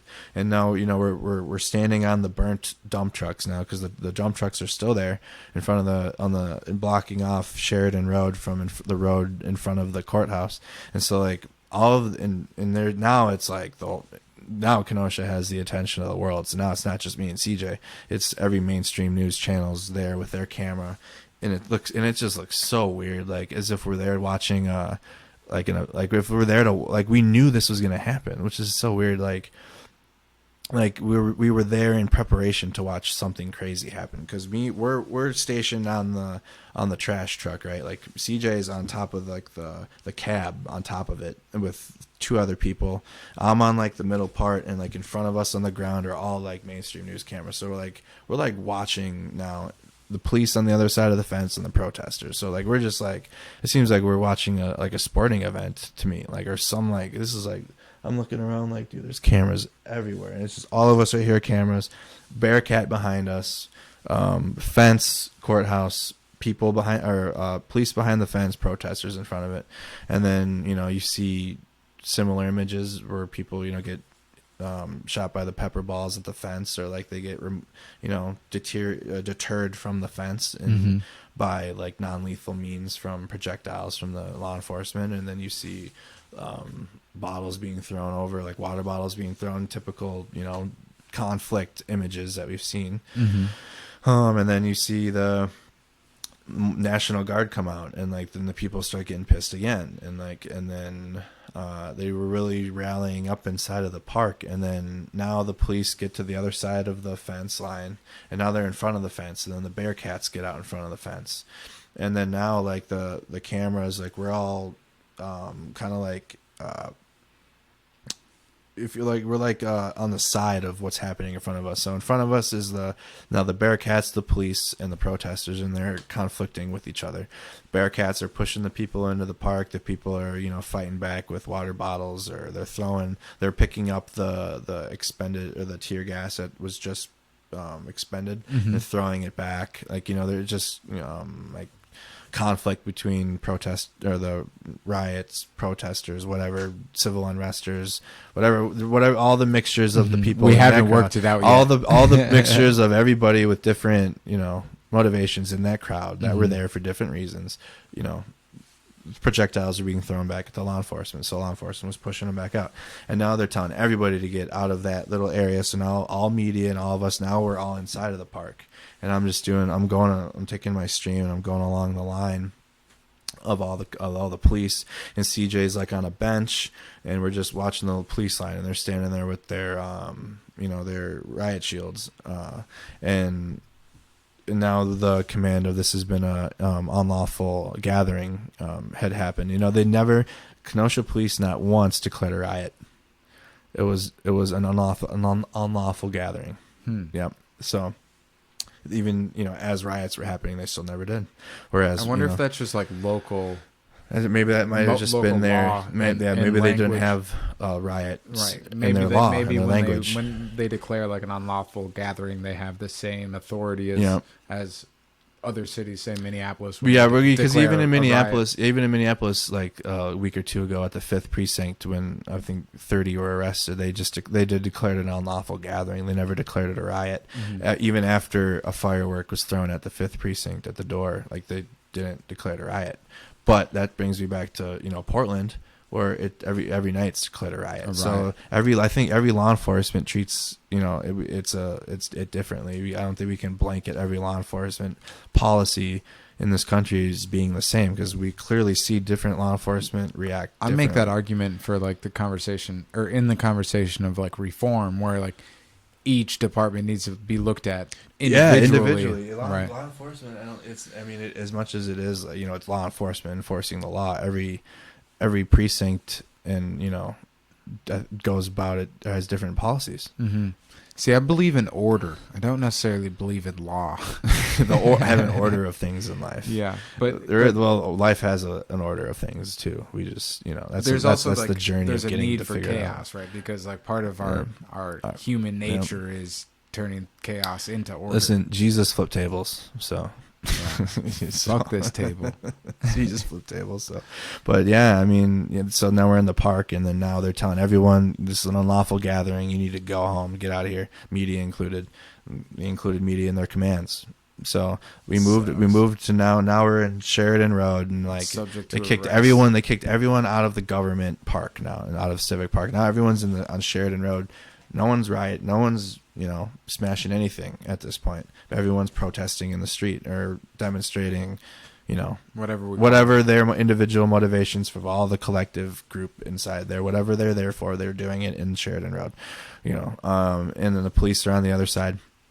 And then like the people were sitting now in the street, and they're like scooting closer to the police, and like they're just sitting in the road. And then finally like one tear gas canister was thrown, and this tear gas was like some extra tear gas, like from Wakanda or something, because like it went through. Like I had a gas mask, and I had been through tear gas the 2 nights prior just fine, but this thing went through mine, and I was like, whoa! Even me, like I had to take mine off and like take the stream, and I was dying on stream for like a minute. It was whatever, tear gas.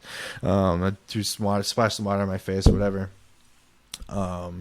And then I just started, tear gas around here. You know what I'm saying? It's spicy air.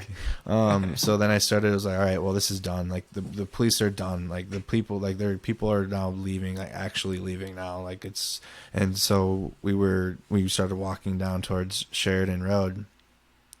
And I think things were still being, another used car parking lot was being smashed. Now cars are being, smashed again.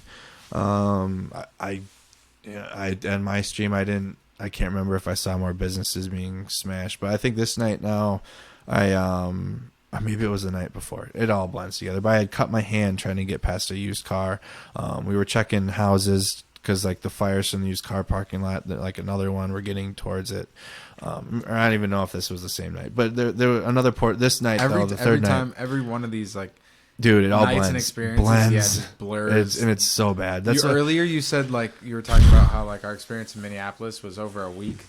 I was like, damn, it was. That's why, like, dude, if they ever asked to put me on a witness stand for anything, it's like, you guys, like, no, man, yeah. like, no, I can't give you an accurate telling. Like my live stream probably could, but I can't. You know, if I were to go back and watch it, even though I'm there and I, saw it myself, there's so much happening. Like I can't process it all, and remember all of it as I'm standing there. And I think that's another conversation we might need to have about self-awareness and how we talk about things. Cause it's important to, we lie to ourselves. Yeah, we lie to ourselves, or like we tell ourselves, that happened. Or we remember like the recap of someone else. Like someone else says that this is what happened, and we're like, oh yeah, that's right, I remember it that way. That's why too. even going into this conversation, I was like, I might need you to ask me questions that help guide me through it. That doesn't mean I'm going to have him tell me how it went in Kenosha. But you need like, to be like prompted to be prompted. Think of what you got to kind of be.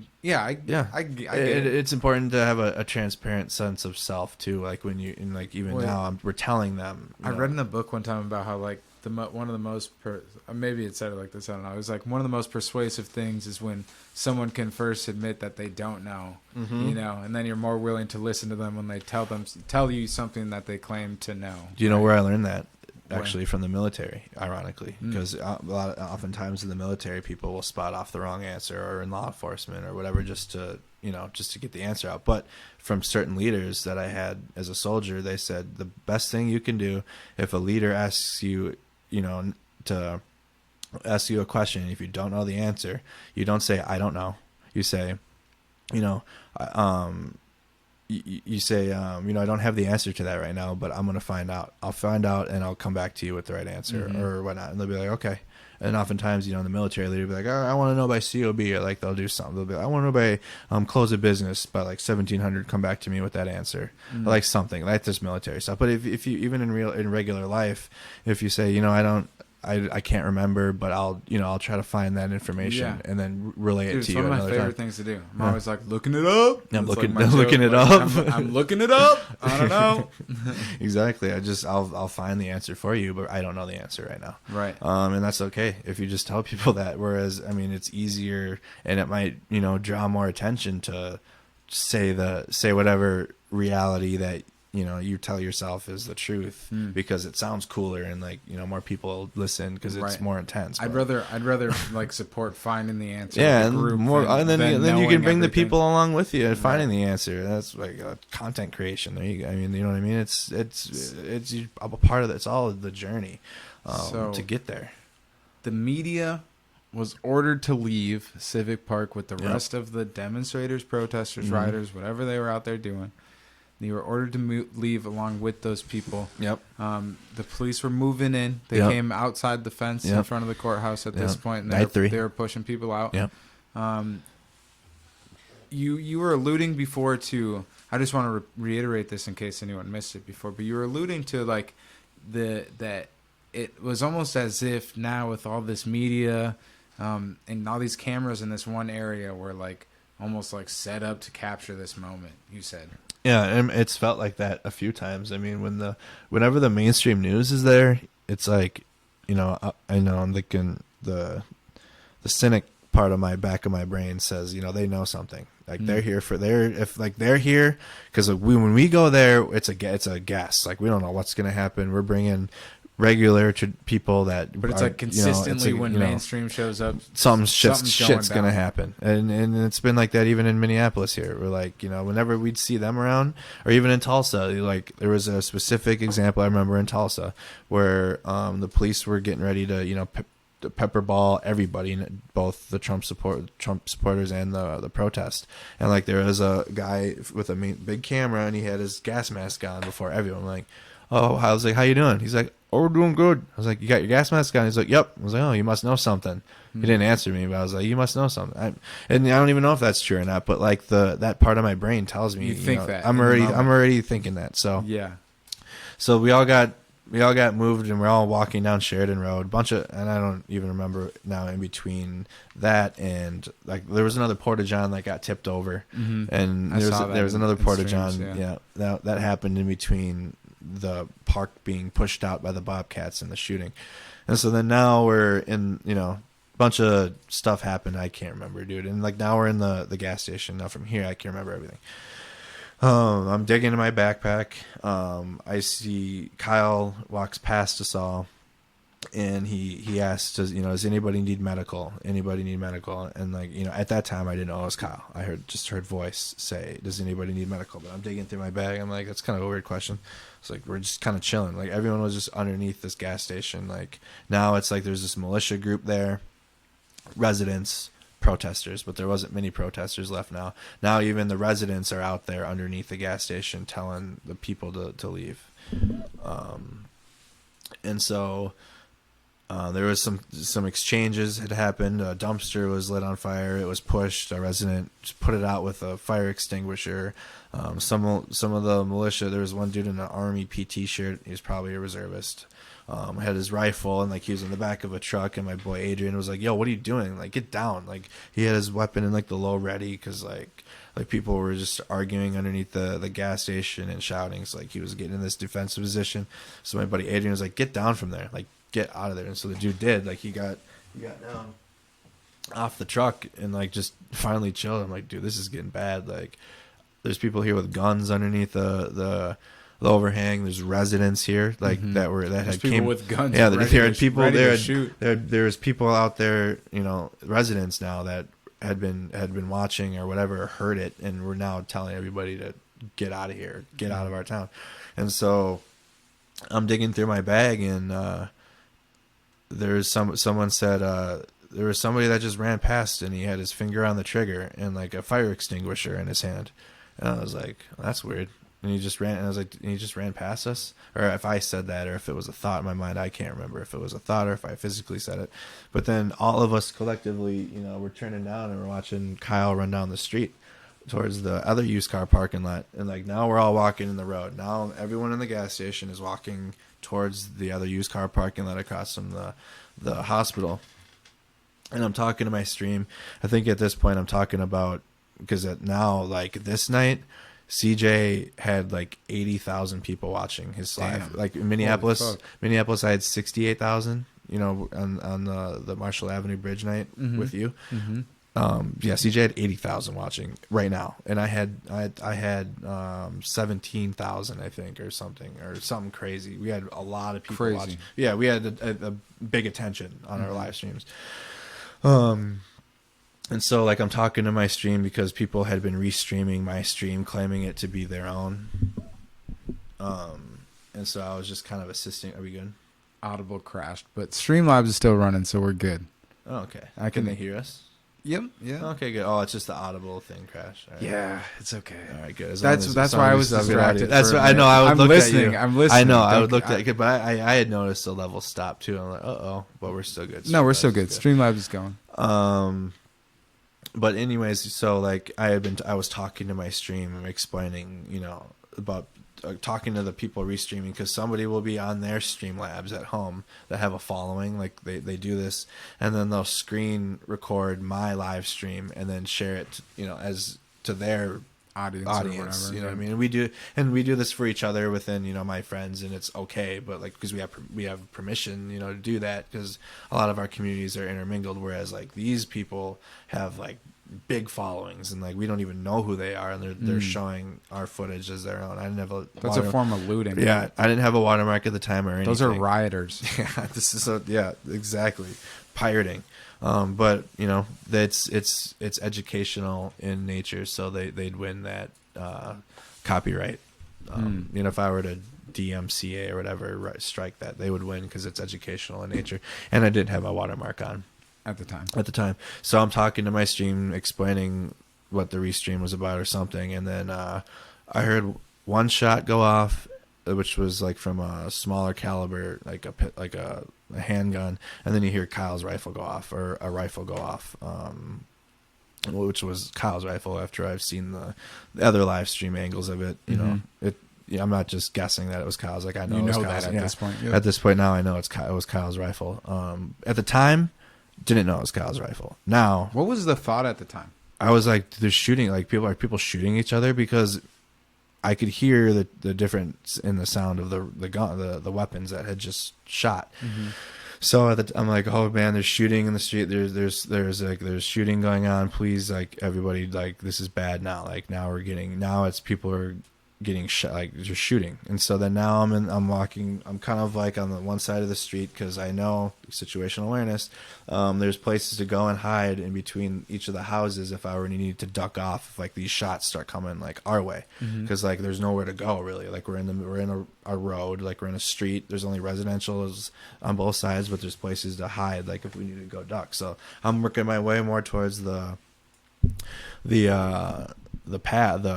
sidewalk, and then you just see Kyle run past us, and like he's got his phone on his ear or whatever, and his rifle, and he's running past, and like people are chasing him, and like I turn and look, but I don't turn my stream at, you know what I mean, like I turn my head and then I turn my stream, and he's running, and like I'm like, oh no, like this is how it happens, because like we've seen prior where like they'll kill the person they're chasing, like because it's just the dude has a gun, and like, you know, this isn't gonna be good regardless of, you know, this is before anything had happened. I'm just like, dude, he has a loaded firearm. We just heard shots fired, and a group of people are chasing this guy. Like something bad is gonna happen out of this. And so I heard a voice say he's not the shooter, and so then I at the time didn't know. I didn't know shit. Like all I heard at that time was 2 guns go off. He's got a phone. He's running. People are chasing him. Somebody says he's not the shooter. So I don't even care. I'm like, he's not the shooter. He's not the shooter. Like I'm trying to tell everyone just to stop chasing him. I don't even know if I was right at the time. You know what I mean? I just like, cause this was going to be bad. So, you know, dude goes to punch him, like misses or whatever. And Kyle like trips and falls.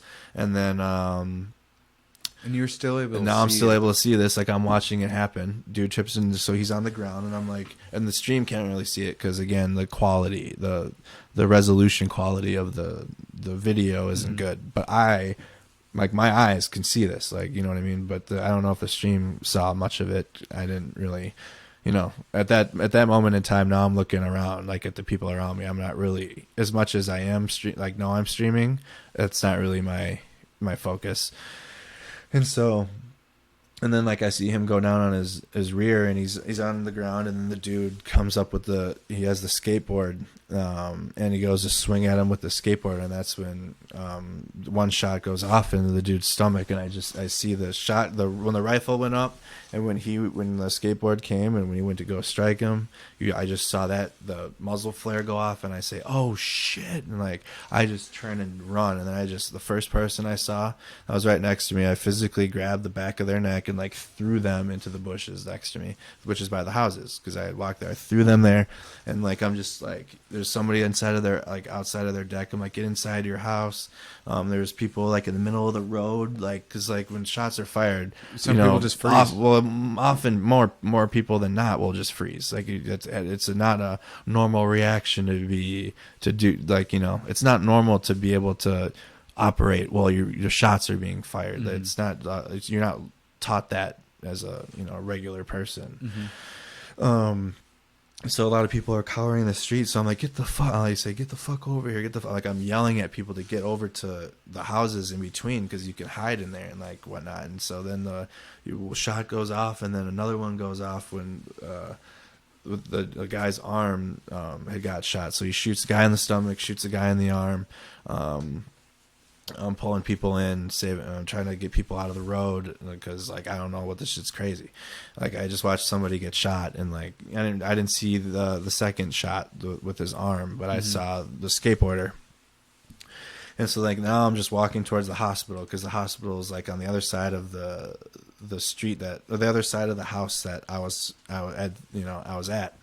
And there's a hospital, so I walk over, and like I have a panic attack, dude, on stream, like bad one. And I've never really had I had a panic attack like a couple years before. I was working for FedEx, and I was, I had one. I was like, what the heck is going on? What was that like for you at the time then? Like how did you experience it? Dude, it was rough, because like I knew I was live, and like and like I had just people were walking, you know, because I guess I used a command voice and I was, you know, helping direct people. So like I had taken that role or stepped into a role of trying to assist people. So like at that time, I'm like, there's no time to have a panic attack right now. Like I can't do this. Like, but I'm having a panic attack thinking this. So I'm just using breathing techniques. Like I'm just, and it sounds terrible on stream. Like I sound like I'm dying, but like I'm just trying to, yeah, I'm trying to, but I'm doing a breathing technique. It's a specific one. Then finally, I'm like, done, panic attack over with. And then I could turn and look now. Now I'm like, okay, but I'm like on the stream. I'm like almost like, I'm like, please stay home, what have you. Then we heard more shots being fired. Like not even like there was just shots going out from the city at this point. So I like get the people behind the hospital sign, like on the corner, like, you know, like this is the hospital. Here's you know, every hospital has a sign, like a big one. Yep. It's like people were behind it and whatnot. And like this is where I had met Kevin. Shout out Kevin Glowicki. If you're watching this, me and him, I had never met him before. Now he does what we do, you know, and inspired him now to be out here doing this, and he's got a following now. And like I just had, you know, a cigarette, and we shared a cigarette, and then we heard more shots going off, and like you know, I'm just having a PTSD breakdown now, and I'm moving over now. I have panic attack number 2. And I'm just the same things going on.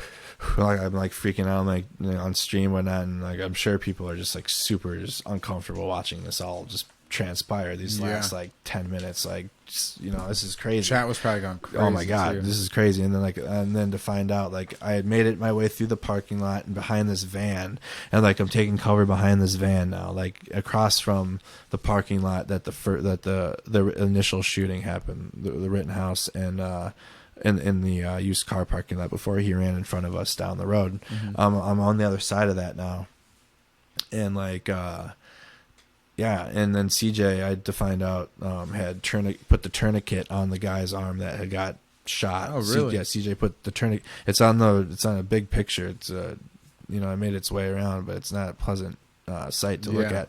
Wait, but, I saw the picture. Yeah, I didn't realize that was CJ. That's CJ putting the tourniquet on his arm. And so like then at that point, CJ tells his stream, you know, everybody like quiet, like like cease comms, like I need to know where Andrew is. So like CJ's telling his stream, like, where's Andrew? So he finds me now, and like I see him, I was like, get over here. Like I didn't even know where he was, and like he's running across. I'm like, just get in here, like inside of like the hospital parking lot behind this van.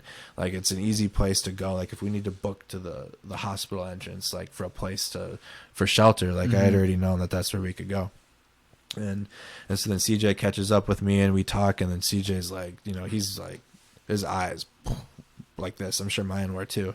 And he's just like looking everywhere, and like he has dude's blood all over his jeans and like all over his shirt, and like, you know, it's just like, holy shit. Damn. Yeah, man. And like then I didn't realize that your experience in Kenosha was that close to, you know, the peak of the story, I guess. I don't know how else to refer to it, but I didn't know you were that close to the fucking. Yeah, we're on that street. Yeah, we're on that street. And yeah. Kenny too, from Minneapolis, or from Mankato. He was supposed to come on the podcast like last week. He was on that street too. We'll get him on. I'll make sure he comes on and talks about it. But right. he would. But no, that'd be in, because he was in Kenosha there too. Yeah. With me, every time I'd turn or whatever, and I'd see Kenny with his camera. Like there were a bunch of people from Minnesota and Kenosha that I could help you out, talk to with a future podcast, especially Adrian Wilson. Okay. Dude, yeah, that guy was in Kenosha too, and he's solid. He's a photojournalist. I just want to get to know these people too. Yeah. Just just so you can hear their experiences there too, because they were on the street too, and they were at a different angle and have a whole another story to tell about that night. But yeah, there was and then, you know, you can go on YouTube and you can watch the whole recreation of the entire thing from live streamers. From the initial shooting all the way until he runs to the police, there's one of us has a live stream going, and like you can see the entire time lapse of the entire thing, and it'll cut to the other live streamer's camera, cut to the other live streamer's camera, cut to another one. You just see Kyle running through the whole. You can watch the entire thing. How do you feel about? Should we come out of Kenosha real quick? Yeah, go ahead. And we've like came out of things and found our way back. So we're out of Kenosha. The lights are back. We're still in Kenosha, but we're just going to continue the conversation. No, I was curious because this is like a broader question, I guess. Yeah. That's why I turned the lights Yes. back on. So welcome back. Welcome back. I'm curious as to what, some people would argue as to like live streaming and being able to like piece together an event like the Kyle Rittenhouse shooting isn't a good thing. Like it's snitch-ish, or like, So, like you're certainly tattling. some people would argue that as to not. Yeah. I mean, Or like just- it. Let me just give you my thought. Go ahead. Okay. I feel like the people that don't want you there live streaming are the types of opportunists that are just taking advantage of the situation and aren't out there like for the right reasons or out of passion or a fight for a specific cause. Right, because I mean, if you're out there for your cause, you don't give a shit what I'm doing. You know what I mean? If like even me, like I know, like I don't care what, if another person out there with their camera is doing. You know what I mean? Just to keep it in retrospective, my lane of media. I'll clown when I see a mainstream news camera, like that sucks, but I'm not over there worried like what they have going on. I'm not over there like, so how many viewers, or like I'm not going over to another live person with a live unless I'm going over there to help or give a piece of knowledge. Have you personally felt targeted by demonstrators when you're out documenting? Yeah, the couple in Portland especially. Yeah, I've heard, especially in Portland, there's a lot of Portland. that. Yeah, it's where it comes from, man. That's the culture. It's just like unfortunate, and it's not with everyone, and it's not even the majority. It's just, it brings us back to the minority has a louder, the minority viewpoint on this has a louder voice. They use social media, they use Twitter, and it's from the youth, the younger, like young people in their younger or older teens, younger 20s. It's like a younger crowd of people, and it sucks, but. And it brings it's just. How do you deal with those kind of people? Sometimes, like a couple of times, I've called them out because it's just like toxic in what that they're doing, and it's actually very fascist in nature, ironically. And then and then other times, we'll just let it be and let them. It reveals itself. But in the movement though, like the ones that are out there, genuine and that it's coming from a place in their heart, no problem being out there because they know that it's known that I'm there to just see what's happening, and that our viewers can see what's happening. That's what the live streams provide. I'm not going to go out to a place and put even when I go places, I might, have reflections on where I'm at, but I'm not going to tell somebody how they should feel, while I'm there. Like, I'm not going to go, to a pickle stand and say, you guys, pickles suck. You guys should go eat tacos. Right. You know what I mean? Or if I go to like, you know what I mean? Like, that's not what I'm going to do. I'm going to go there and be like, yeah, man, pickles, are good on sandwiches. I sometimes I prefer a taco here and there, but pickles are still pretty cool. I feel like maybe like, That's a silly comparison. What do you but love about pickles? Yeah, what do you love about pickles? What is it? Where is this passion coming from? Like, show me how to be excited about pickles. Yeah. Or something, and it's they're creating like this like high school popularity. They being the group that were and you can't even really put a label on it or what, because it's a group of young adults, older teens, that just engage in this like popularity contest, because it's like either and I'm not saying this in even if I didn't have followers before this, even if I didn't have followers now, I wouldn't, I'm blessed to have followers. Like I thank as many as I can every day for having a following, but it's almost like as if because we have more, you know what I mean, it's kind of like a jealous, if it's jealousy, it's jealousy, if it's not, it's hard to really put a definite answer on why it's an issue, other than the validity of their points being they don't want faces being shown. Got it. they don't want the risk of putting those at risk, minority or BIPOC or people of color at risk by filming. But and to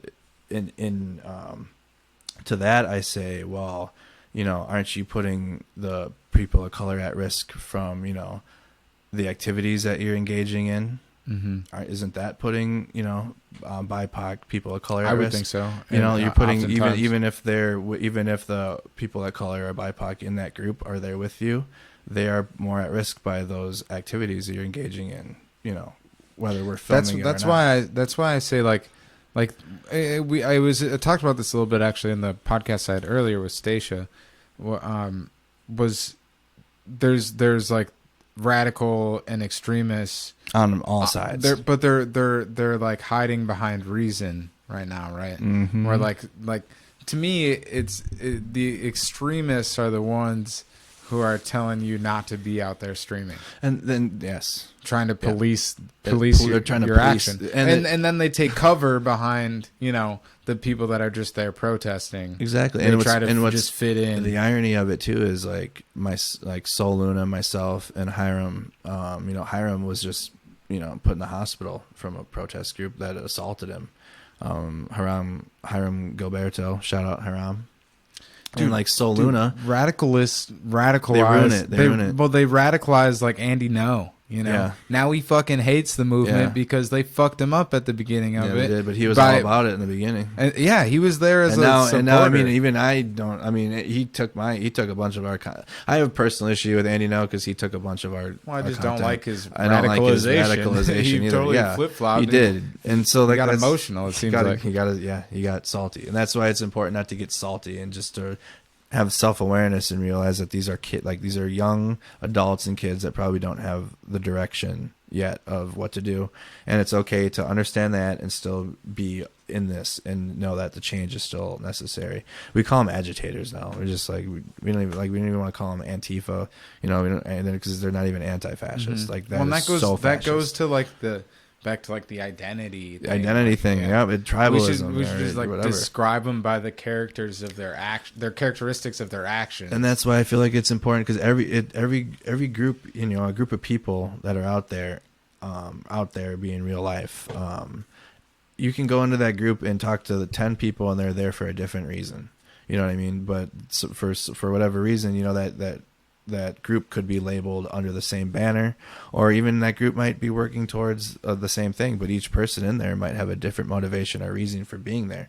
And that's why I feel it's important for us to go and to have those conversations and talk to the people within those groups so you can get more of an informed idea of the group, whatever group that may be. Seek understanding. And then, then you could be like, okay, well, this group wants X, A, B, and C, but they don't really want A, B, and C. There's people in there that want more than just that. Or there's people in there that, that guy, like even if you were to talk to them and have a conversation, like you can tell the demeanor of people, or you just can pick up vibes on people. You just learn more. And that's what I'm all about. Just learning more about how people feel. And like we said earlier, like why they do the things that they do. I think that's like a perfect way to kind of bring it full circle. Cause I think if anyone's going to get anything out of this conversation, I kind of hope it's that. Yeah. Like just to seek understanding and try to understand. Self-understanding. Like across self-understanding, self-awareness, but also be able to try and at least, don't even put yourself in someone else's shoes, whatever. Just look at their experience and try and understand why they do the things that they do. But while we work towards closing it up, during our conversation, I thought of like 2 ideas. I'm gonna start doing this maybe like because I come up with ideas all the time. I'm gonna just jot them down and then remember to include them at the end. They're just like I'm giving out free ideas, so whoever wants it, here you go. But for one, I think there's absolutely a need for like in like independent media studio, like an independent media studio, just with some of the infrastructure that would be offered at one like the larger mainstream media groups. But like you can somehow like it would operate like a photo studio, but it's just a shared space where you can book a studio in a time and you can create your content out of it. Or maybe they have like the technology to support like the back ends of some of the streams, like flawlessly right from that place, and you can maybe hire specific people to do that operations. So there's one idea. That's like a business opportunity right there too. That's a independent media. Call it whatever you want. I would call it independent media, or maybe We Are One Studios. I don't know. There you go. But also one thing that I thought about earlier too. We were talking about just like live streaming and the type of events to cover and whatnot. One thing that stands out to me that'd be really cool is like live streaming like world like cultural events like giant festivals or like the running of the bulls or different things like that, and live stream from them. In like we've had the experience here, like bringing people to protests, riots, demonstrations, different things, or your 35 mile walk from Kenosha to Milwaukee, right? Raise voter awareness. That was dope, by the way. Thank you. Bring people to. We've been able to bring people to places like that. Now, like I would like personally as a viewer, I would want to be exposed to even more things outside of my realm of possibility for media experience. So like things like the running of the bulls or like whatever it is. I'm sure there's a shit ton of world cultural events that'd be insane to bring people straight to for an inside look. So those are my two free ideas. What's on your mind? You want to close it with anything specific in particular? With great power comes great responsibility. Gang. No, man. I just all about the journey. I think it brings back to a quote from Kobe Bryant that I said earlier, that the dream is the destination, and not, or the dream is the journey, not the destination. I'm just all about learning more. I know I don't have all the answers, even though at times I tell myself I do, or that's important. It's to important be able to admit. Yeah. So, and talking to people, just having conversations, just having these dialogues is so important to continue having. Even we're young, and as millennial generation, I feel it's important to continue on having conversations in person like this, whether we're broadcasting to the internet, but even just in your regular life, have these conversations with your friends or your family, where you just sit down, with an openness and to participate, and like kind of like how a genuine curiosity, how the old be open to being open to being amazed, how the old dinner table conversations were intended to be around the campfire. Yeah, like oftentimes dinner table conversations are just interrogation times from your parents, but it was the intent was to have an open dialogue while you're eating dinner. But I mean, I feel this is just important to continue doing, and if we have a platform to be able to do this on, and just I feel this is our journey now, just to talk to as many people as we can. You in podcasting, me in live streaming, or even if I go into podcasting, or if that's another avenue, foreshadow or something. I mean, it's important. This is huge, and I really hope that. I mean, I'm so happy to see you continue doing this since we last talked, and we're still going steady on our end, and that we out of the hardest part of our lives that I think we've been through, we made something of it, and now we're using it to create more communities and growth from person to person, and that starts with oneself, and yeah, I agree. We're definitely onto something here. Yeah, we're onto something here. I mean, this has been a thing. Podcasting isn't new. Joe Rogan's been doing it for 12 years. It's just now it's becoming into the everyday life now, where there's such a need for. There is such a need for it. It's still early, and there's a ton of podcasts, but I mean. We should have a conversation with maybe a group of people when I have this room better set up, hopefully in the very near future. Foreshadowing. That a conversation around the future, because there's a lot to talk about and start to dissect and at least think about. Right, and it doesn't. And I mean, because we're gonna have a whole nother hour. We get into that. Honestly, I'm scared that Streamlabs is gonna crash because Audible crashed. I've been anxious about it for 30 minutes now. Is that all right? Well, we don't want that to happen. No, because then we're fucked. So fucked. thanks for tuning into the podcast. This has been the We Are One podcast. Remember, I love you. I love you. I pointed to it on the thing. This is all just like random like graffiti that like I would just put up shit and fuck around in my garage with spray paint because it's fun sometimes. You got to just like free associate for expression sometimes. It's not, not that this is any like super crazy art or nothing, but it leads me to a clearer thought about some art that I actually do want to produce. So you got to just let yourself throw paint on a canvas sometimes, which I don't do enough of. Peace out. The pen. Thanks, Andrew, for coming out. I appreciate you taking the. Dude, that's scary, yo. Dude, I hovered the mouse over quick, something. Really quick, please, if you're listening right now and you haven't watched the YouTube video, watch the YouTube video after this. If you're in, what's your YouTube again? One more time. As of right now, it's just my name, Justin Gaiman, spelled Goeman. My last name is of like Dutch German descent, so that OE makes that A sound. And I like to pronounce it like it's root. Just like that. Mercado Media LLC. We out. We out of here. Appreciate you. Peace and love. Peace and blessings. Gang, gang.